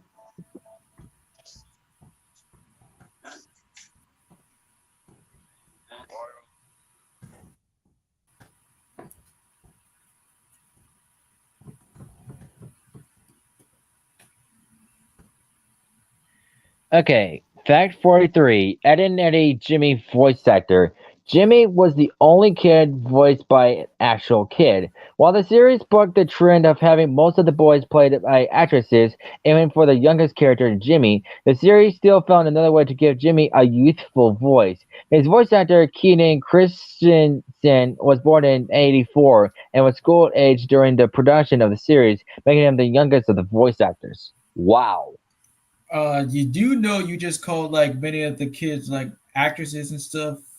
You're implying that Ed and well, that's what it said. And what? I want to bring something up. Remember when we were watching the Ed Eddie like document? Notice how like Jimmy's actor was not in that. Yes. Makes sense, I guess. No, it doesn't. Yeah, Might you have have, been, to like- have a reason. What? Maybe it probably might have been bits with school or something. Who knows? I don't know. Mm. Ooh, hello. What do we have here? I'll add another entity fact, but this time a very curious indeed. This is a back. This is a hand. What do you get? A backhand. I would love to do a backhand slap because those are cool, especially for like overpowered villains or superheroes. I just find it cool. Obviously, agree to that. Okay, so Oh, sorry. Never mind. Ed and Eddie Rolf Show Rolf was about to get his own show. The character of Rolf would prove popular even years after this show had finished, often appearing as the subject of memes and viral videos. Series creator Jenny Tanucci has even said he was one of his favorite characters, and was particularly based on his own experience as a son of European immigrants. Yeah, that's. I mean, if as long as you get his. What? I didn't know that Rolf was like one of the most popular Ed and Eddie characters. Yeah. Probably because of his accent and the way he talks and stuff, and the That's the random same crap he thing. does. Yeah, but anyways, Rolf is pretty interesting, even though about his it's weird about his origins and stuff, his family and stuff, but he's still a pretty interesting character. Yeah. Oh wait. You remember? Have you guys? Yes. What? No, just. I was just, gonna let just you go on ahead. continue. No. Like I'm almost about to like blow a fuse, but go ahead.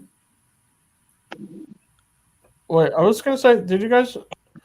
Yeah, there was a parody on a video that it was the exact Ed and Eddie art style. It was from someone who worked there, and they did like a parody of Steven Universe on there.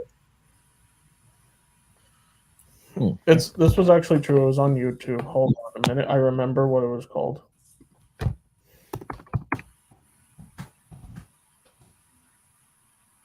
One. The last one I just put in. It was by Lorenzo's Cartoons. Is this what I think it is? Well, if when you guys are done, then I'll explain. Because unlike Blitz, I will share and show you. Okay.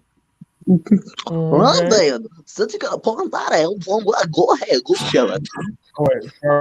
Wait, sorry for like the ad. Hold on. It's all good. Wait, hold on a minute. I will show you it in a moment. Okay.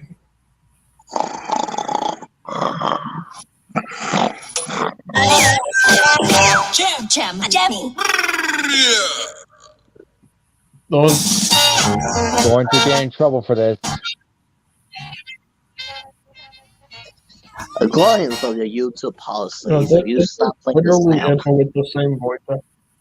It's literally the Ed and Eddie animation, but with the actual voice actors on Steven Universe. No wonder. We need to start cleaning up the debris. That's right.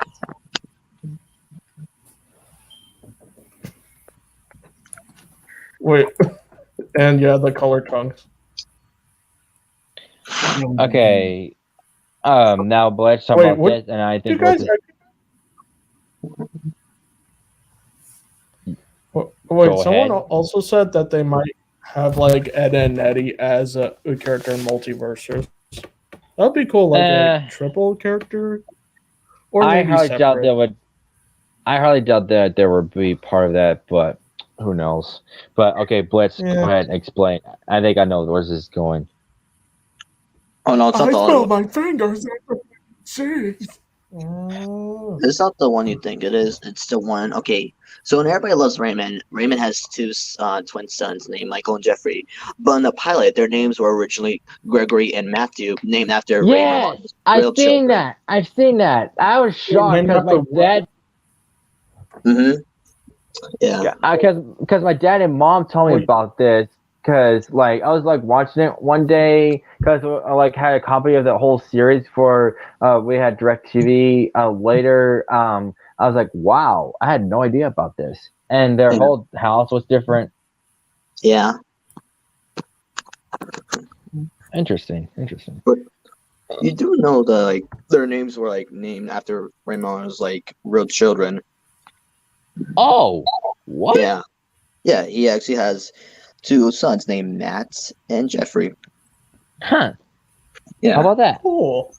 But they decided to change it because it was too close to like Ray's like actual kids' name. So like, I know it's supposed to be about Raymond and his life, but they could change it here and there, like a judge.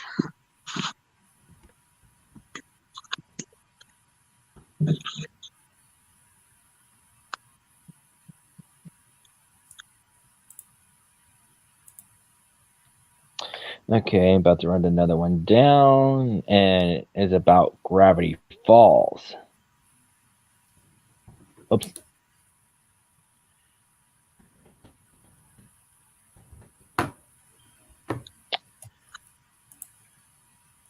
Okie doke.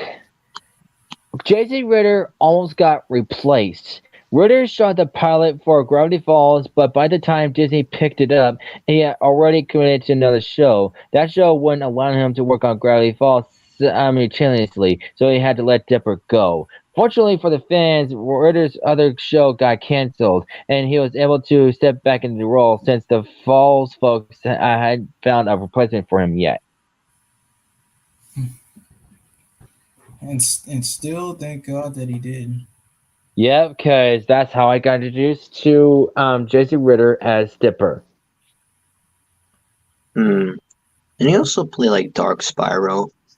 And he also appeared in an episode of Amphibia. Oh yeah, that's right. That's right. Yeah, he played in a flashback. He was King Andreas' friend. Shoot, dang it, what's his name? I can't remember, but yeah, that shocked me when I Wait, found out. what did you say? I said that Jason Ritter also was in Amphibia. He voiced King Yeah, he Andreas' played friend. Beryl. Beryl, that's right, Beryl. Thank you, Beryl. And Yeah, and yes, also BT, young Andreas was played by Zeno Robinson. Which I don't know who that is. He plays Remy on from Big Big City City Greens. Yeah, and also Hawks in My Hero Academia, and he plays the Golden Guard in the Owl House. And he also played Alan from Ben 10, like Alien Force before like Yeah, Bubba Alan Robson took him. Albright. Dang, wow. Yeah, Alan Albright in UAF and Bumper Robinson for Alan in Omniverse. He also played Cyborg in Young Justice. Oh. Yeah, I remember. Yeah, wait. Oh, wait. I don't think I remember that one. I remember Bumper. Other media, including the video games.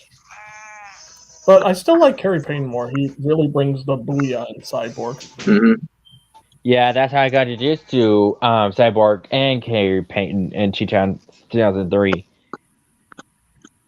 Okay, so Christian Shaw was the first choice for Mabel Pines.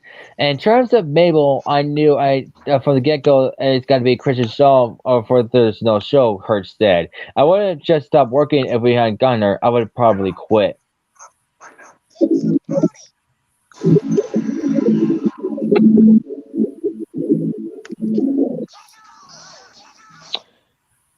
Let's see.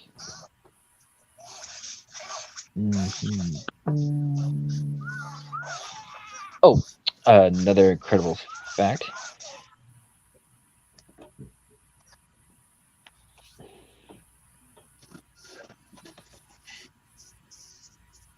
Dang, and stupid typo. Excuse me.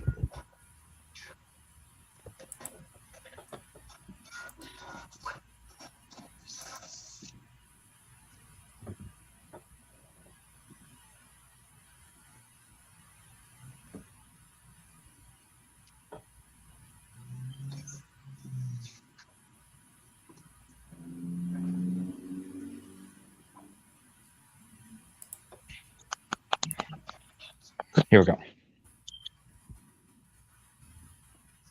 Why'd you What? Why'd you put 47 again? Oh, motherfucker. And you know what? You know what? Because of that, I did the right thing. I put 48. God dang it. Okay. Alexander Pulaski version of Toad from the X-Men. So yes, Alexander Pininsky is known for playing a lot of crazy roles.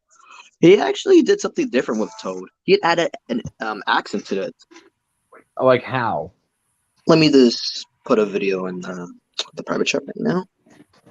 Okay. I'm also gonna put the timing so you can see it. Okay.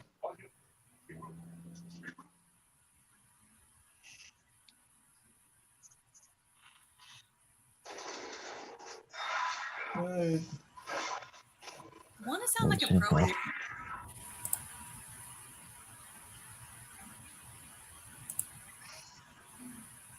I took the liberty of washing Wait, your check if I put the right link because I think it glitched.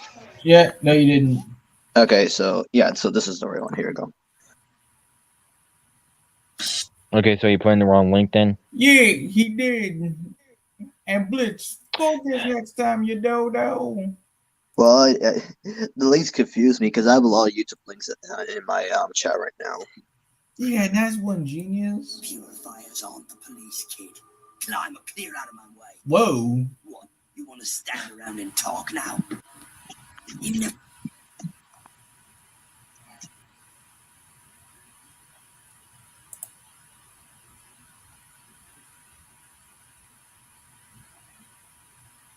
It's nice. Yeah. Whoa. Huh. Mhm. Okay then. Yeah, he would be a good role for Pyro. Yeah. Okay, now to this one. Incredibles Lily Tomlin as Edna Mode. I Edma. bet Edma. I'm sorry. I probably don't know who Lily Tomlin is, but this is what she looks like right here. Yeah. All right. Yes. So, no capes. Every fan of The Incredibles will always hear those two words in the infamous voice of Edna Mode, the fashion designer of Metroville, who is responsible for designing almost all of the superhero wear of the city. And although not everyone realizes it, her voice is actually that of Brad Bird, the film's director and creator and director. But before Bird took over the role, there were other actresses interested in it. Pixar reached out to several, including comedian Lily Tomlin.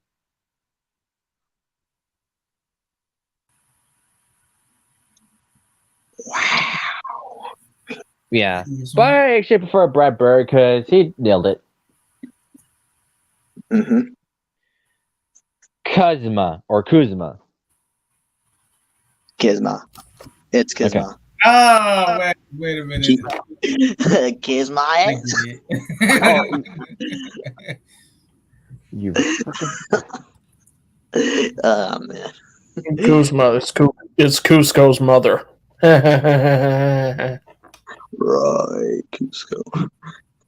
I think only recently is when I realized when I was watching Emperor's New Groove is that Cusco was voiced by David Spade. You took a Up, really dog. nice move. What's up, dog? These nuts in your mouth. What's up with you?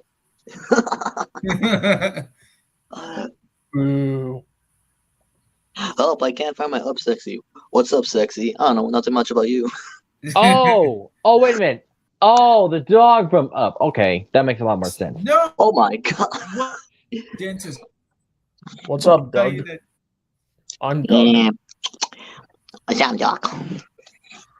Squirrel. Okay. Let's put down the real fact of 50, shall we? How about the fact that you basically turned into Dopey Dwarf? What a fantastic transformation! You can actually you be given the gift of gab, which has never been done before from Dopey portrayers. What? Dopey, mopey, copey, topey. There's a lot of rhymes.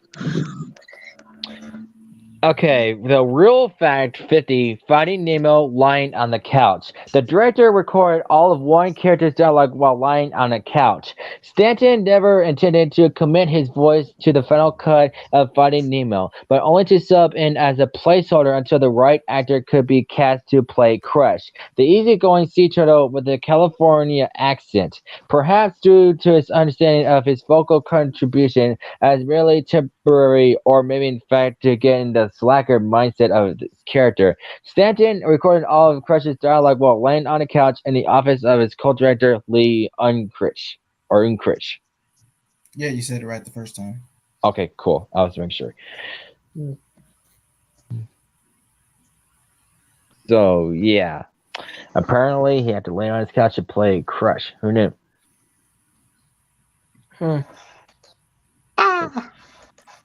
In fact, laid back, kind of is a little bit. It's kind of a little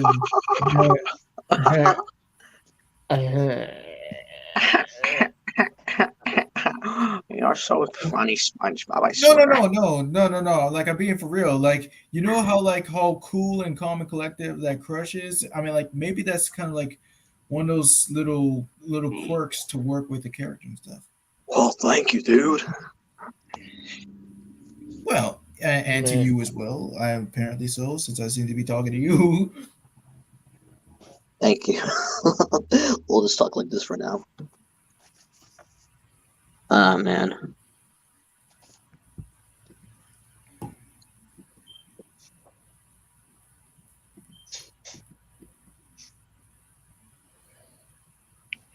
Okay then, how many minions are there? 1 billion. 1,279,001. I got the answer. 1. Okay, let me read the fact. Okay, so it seems like there is an endless supply of these yellow creatures. They are everywhere. However, dedicated fans have counted in specific amounts of minions they have seen throughout the movies and advertisements. At both minions, there have been over 10,000 different individuals minions located. Whoa, that takes a lot of dedication on the part of the animators. This is what makes it feel even tougher. Minions only have 5 possible hairstyles and 40 body combinations. This makes it even tougher to create thousands of minions with different features. Regardless of the difficulty, the animators were able to accomplish it. I likely got some practice with this during the film Minions, where the spotlight was on the yellow-clad crew. One thing is questionable about these creatures: do they reproduce or are they created by some other means? Also, where are the female minions? Is it just a boys' club? If so, why? The males all seem to have human male names, so they can clearly be differentiated by gender. Either way, we can enjoy watching them go about their silly antics. However, we hope that they will eventually get the girls in on the fun as well. Well, clearly they didn't watch Minions because clearly you didn't see female Minions, did you? Like, from the start. Yes.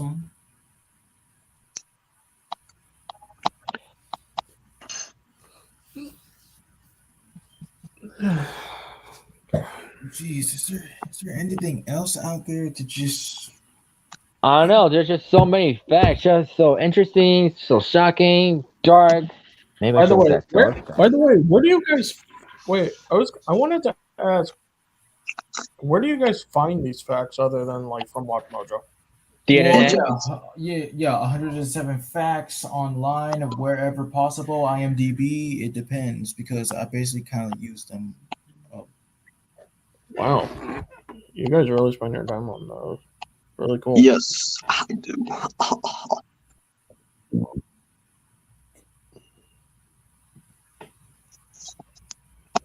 Well, I think I got one that Fresh might like. All right. Mm-hmm.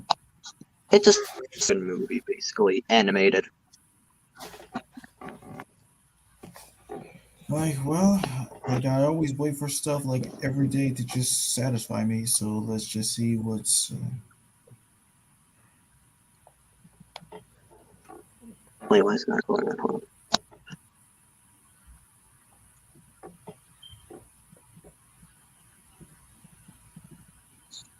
Oh, so that's how it goes. Okay, so put this.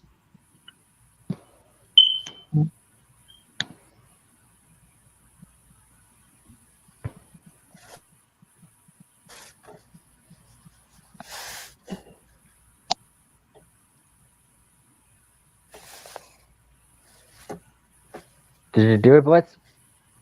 Yep, it's coming up right now. Okay. All right. Oh boy, here we go. So yeah, Sausage Party, directed by Seth Rogen, who's also in the movie, had a fellow of his friends, along with some Canadian actors, even Canadian actors that like you see in our favorite Canadian like TV shows for cartoons. And you know what's the surprising part? Some of them actually cursed. Yes, like No one of kidding. them is Sam Vincent. Thank Sam you, Vincent. Sam Vincent from Ed and Nettie. And there's like, just get it over the way. I just put the list right now. It'll come in. Yeah, here. Oh yes, right. All I heard was from Sam Vincent and Mary Kay, however you pronounce her name, and gonna have to rewatch it again. Oh, I know who Michael Dangerfield is. Yeah, he played Superman from Crypto's the Super Dog. And he also played Drago from Bakugan Battle Brawlers. Mm-hmm.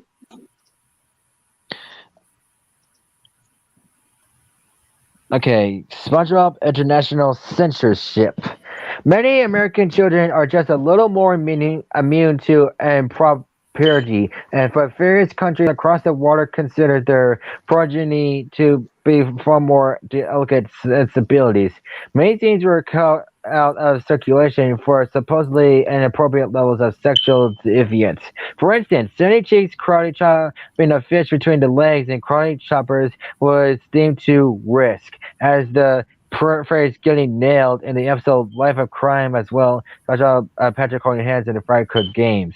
In some cases, whole episodes were canned. In the UK, the Halloween episode Scaredy Pants was banned because of the scene in which SpongeBob's face is shaved off and only his exposed brain is left, which does sound rather horrific, but you know what he is, a sponge, so there was no blood. I remember seeing that episode. Yeah. Yeah, it was even like there was even a SpongeBob Horrors DVD collection. I have the disc, and the episode is still on there. And the episode was on there.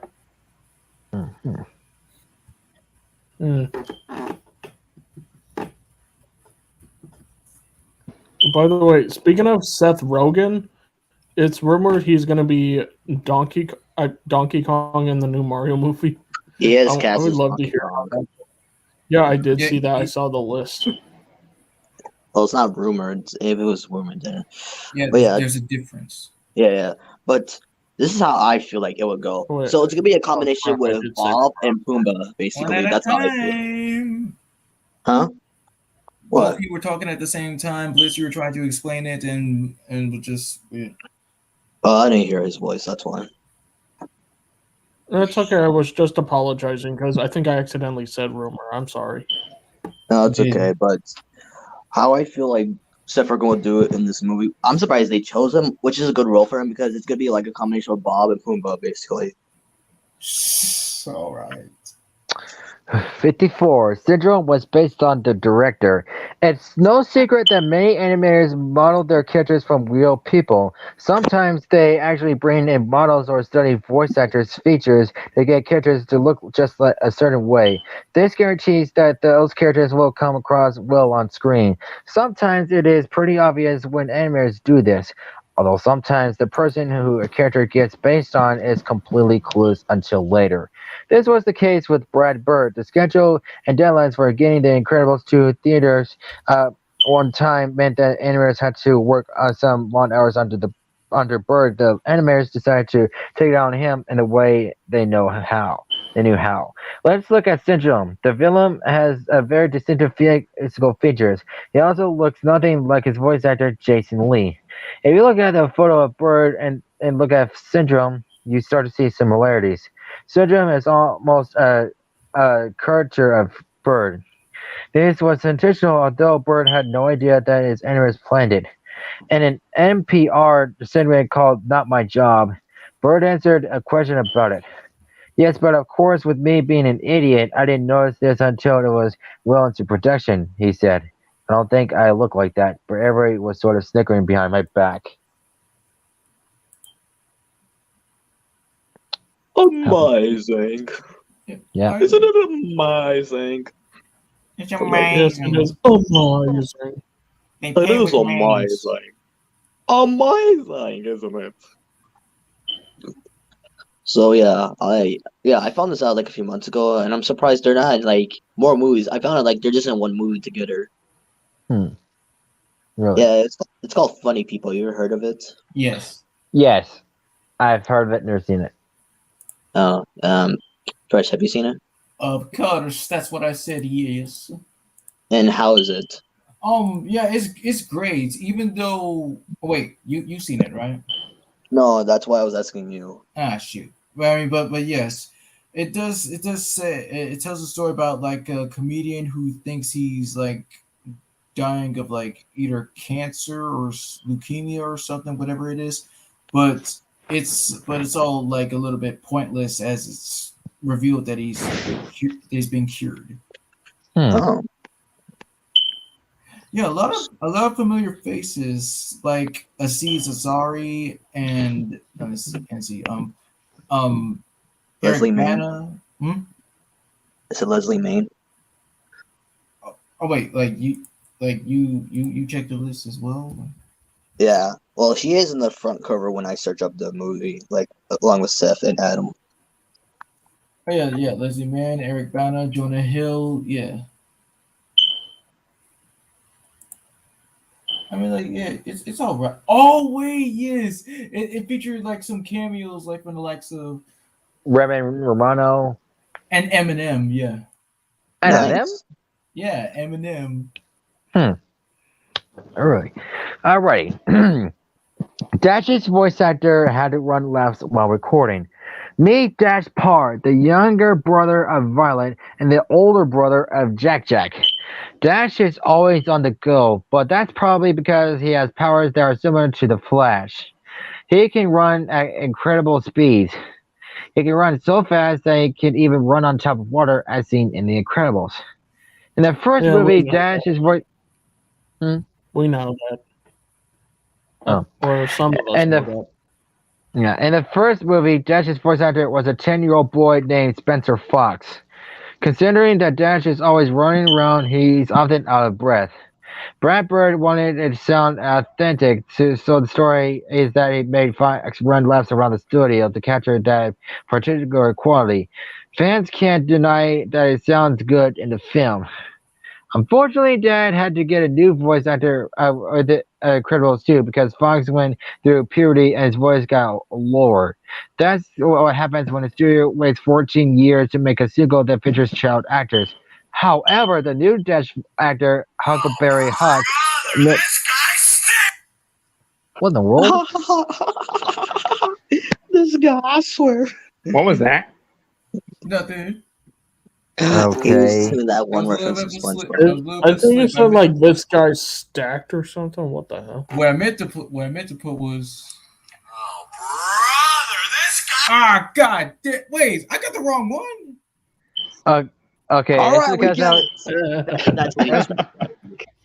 okay, it's because I was taking so long. It's not my fault that the bags are long. I was just trying to help out. Oh wait, That's right. cool. No, go ahead. Okay.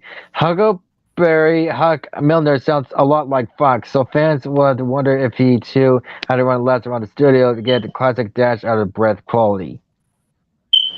Huh. Oh yes, Evita and all this.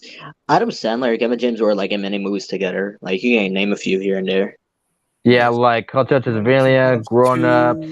Zookeeper, Zookeeper, yeah, Pixels. yeah, Pixels, but 51st Dates, but Kim James did appear as a cameo. yes, and Pixels, that movie. Oof, it almost ruined Adam Sandler's career. But I still find it pretty good. I mean, I found it clever Happy how they used. Gilmore? Oh yeah, wait, was he? No, wait, no. Hmm. Little ones.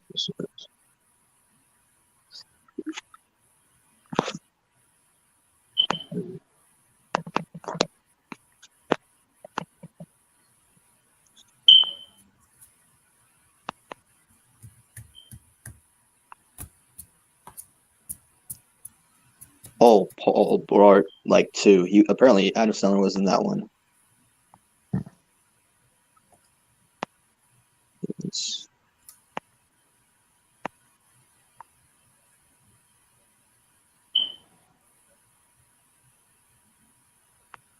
Yeah, the other movie. Christian, you did watch this Adam Sandler movie. You tell me about it. What else, movie? Oh, Pixels. No, not that one. Not that one. What? You don't mess with how you pronounce the name? Oh, Zohan. Yeah. It is really good. I got interested along with anger management because it was a double feature movie, especially about this guy named Zohan. He lives in the Middle East. He's like an Arab dude, and okay, crap, he left. Wah. He might have accidentally kicked himself out.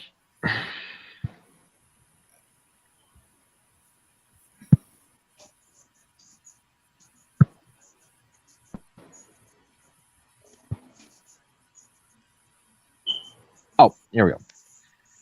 So about that. For some reason, it kicked me out. Okay, so I was going to say, Zohan is an Arab guy that lives in the Middle East. He's like a soldier that hunts against terrorists, but he really wants to be a hairdresser. So he fakes his death and goes off into the United States. Oh, okay. Yeah, it's a pretty fun movie. Okay, let me write down the next fact. I'll write down a few more facts, then I'll end the stream. I am loving this so far. I'm loving it by McDonald's. Good. Yes. I hear that all the time. Ba-da-ba-bum. McDonald's. Same jingle. Never gets old. Okay, so Mary Gibbs, also known as Boo from Marxist Inc., had to make up the lyrics when Boo is staying in the bathroom. When the filmmakers were recording Mary, they asked her to sing a song for the scene where Boo is singing in the bathroom, but it had to be a song of her own. Mary Gibbs told Reddit, "They told me to sing and I started Wheels on the Bus, but they couldn't use any actual songs because of copyright issues. So they had me babble and sing random words for a few hours and took out the parts they liked the best." That's And nice. another fact, most of you probably know about. Say, okay, so I think I saw a video of this. I found out that the voice of Boo, Mary, they had a real difficult time to keep her still in the recording booth because she was always running around. So they had a backup plan B. So they had a microphone, and while she was running around, they recorded her voice while she was running around saying random stuff.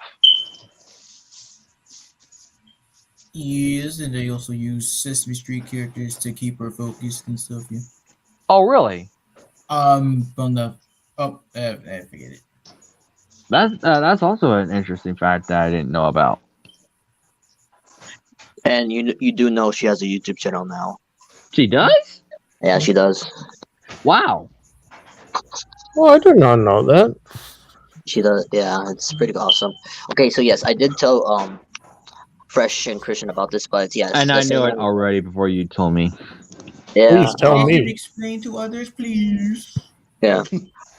So in the Thanksgiving scene, where you notice that, like, Norman Osborn is wearing a blue shirt with a red tie, and notice what Peter's wearing. You know what he's wearing? A green shirt with a purple tie. You see what I'm going here? They reversed the colors of the villain and the hero, Spider-Man and Green Goblin. Wait, and I didn't even pay I think attention. I thought like. Wait. I thought like no, purple and green is more of Hulk. For Green Goblin, I believe it's more like green and yellow because you know the eyes. Look, that's only because the film was. That's only because they updated his costume for the movie. In the comics, he is green and purple. Yeah, that's what Yeah. I'm saying. Oh, I did not know that. I am so sorry. Wow! Oh my god! You're an all-star, Also- man. You know, I never told you that before. Wait, I just want to say, like, you remember the new Goblin from Spider-Man 3? Yes. What about? Well, if any of you saw No Way Home, Green Goblin got a costume that is like similar to that. It did remind me of it. I mean, it was half I mean, if you torn. look at it, it does look similar to it. No. I mean, when it's they like were- similar to that to me. At least. No, I No, don't it see it. doesn't. I don't know. I don't see it. Uh, Okay. Monsters Inc. Sushi Restaurant. The sushi restaurant's name has a special meaning. One of the plot twists in the movie is when Blue escapes Sully's back in the sushi restaurant, Harryhausen's, where Mike was trying to have a romantic date with Celia, and she scares all monsters in there. Since it is such an iconic scene, the filmmakers yeah, carefully seriously, just boo. Yeah. Filmmakers carefully selected the name of the restaurant and named it after a legendary artist. According to Old Mike Disney, Harryhausen's is named for Ray Harryhausen, a pioneer of stop motion animation. Hmm. Yeah. Interesting.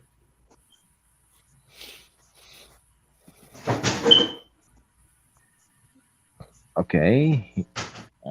Here's another Monsters Inc.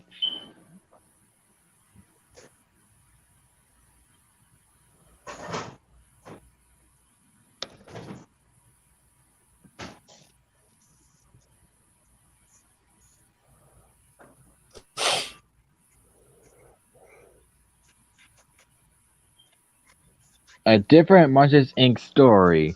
So I was supposed to be having a different story.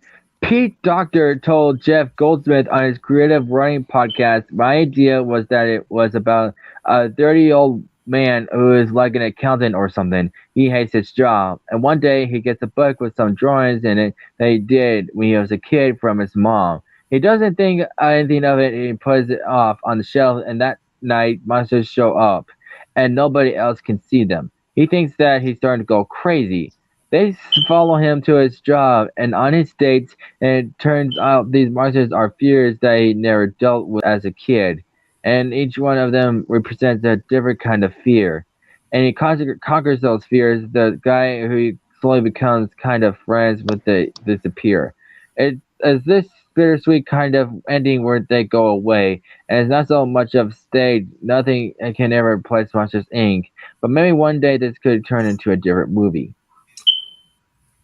Hmm. Well, this all sounds a little bit Freddy Krueger-ish. It actually kind of does.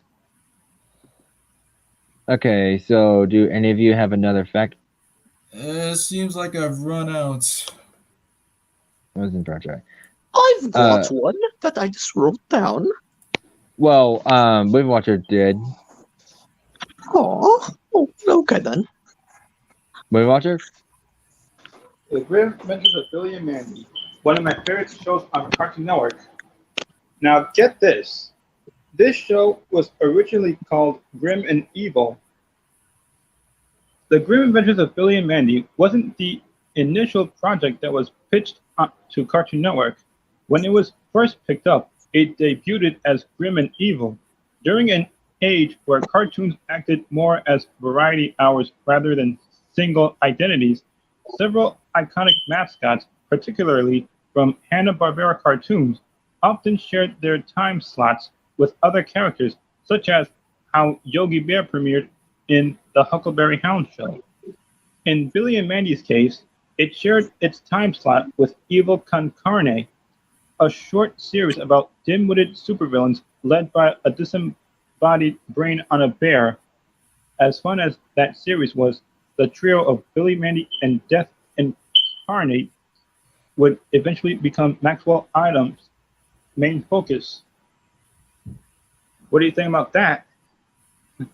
I kind of already knew that. Yeah. Well, another fun fact about this is that Mandy, Billy's friend, never smiles, although I did see her smile in several episodes, but I forgot which ones. Yeah, it's how about only when they like first- very few. Like when they won Grim in a Limbo game, she smiled at the end. Yeah, I also noticed that Yeah, she it's doesn't like- have a nose. All right, so this is my last fact. no, So yes, no, this is from the Sam Raimi one. So basically, Wolverine, aka Hugh Jackman, signed a contract beforehand, making a cameo in the first movie, but decided not to for some reason. I mean, here's a fair point though. Both movies were not part of the MCU at the time, so it could have happened. Right. It would have been. That would be interesting though. Like Logan walking past. Like, wait, I can imagine it like Logan and like Peter just like bumping into each other, and he'd be like, watch it, bub," and then Peter would be like, "I'm sorry." I I think mean, that would be yeah. kind of interesting. Or yeah, I mean, it could have like. I mean, nowadays, like, well, Toby and like Andrew's like Spider-Mans do count as MCU now because of the movie, which I'm really happy about. Yes. Okay, I'll Yeah. write down one more fact, and it is about SpongeBob. Yeah. Okay. all right. Let's hear it. In a sec. You're gonna write that one where Squidward's dingling nose is actually his dingling, then yes. That's the surgery gone wrong. Oh, Yeah. wait. Oh, No. for the love of God. Hold on. Very funny. Wait. I don't know if you remember this though. I don't know if you remember this. Fresh, remember for one of our voice roles for SpongeBob where I played Patrick and we're doing band gigs out, and I was like, "Bye, penis nose." Yes. Okay, so SpongeBob making kids fat. In 2005, a report was released that found compelling evidence linking the rise of American childhood obesity to TV commercials for snack foods. They noted that this was particularly problematic in the cases where those advertisements utilized cartoon mascots or ones that starred popular kids' cartoons such as SpongeBob. The report urged Congress to get advertisers to stop this manipulative practice in nutrition and children's environment advocacy.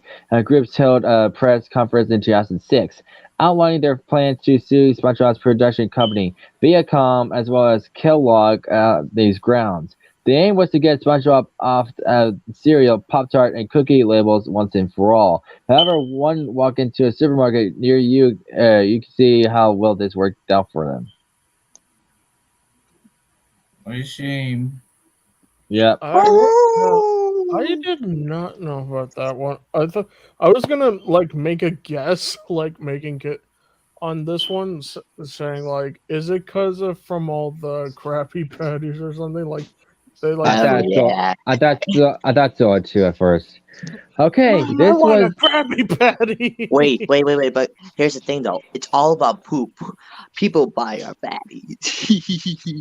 yes. Order our parents. Yeah, I hear that all the time. Yep. All right,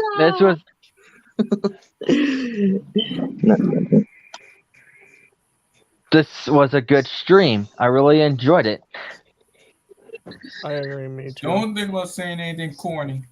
I'm not. I was going to say thank you all for coming. I'm going to join stream. I'll put up the poll for next Sunday. What you like to see next? So you have Make guys sure have good. you subscribe and smash the button and make sure to watch all of our videos. Bye. Wait, whose voice was that? That was me. Thank you, Blake. That sounded like someone I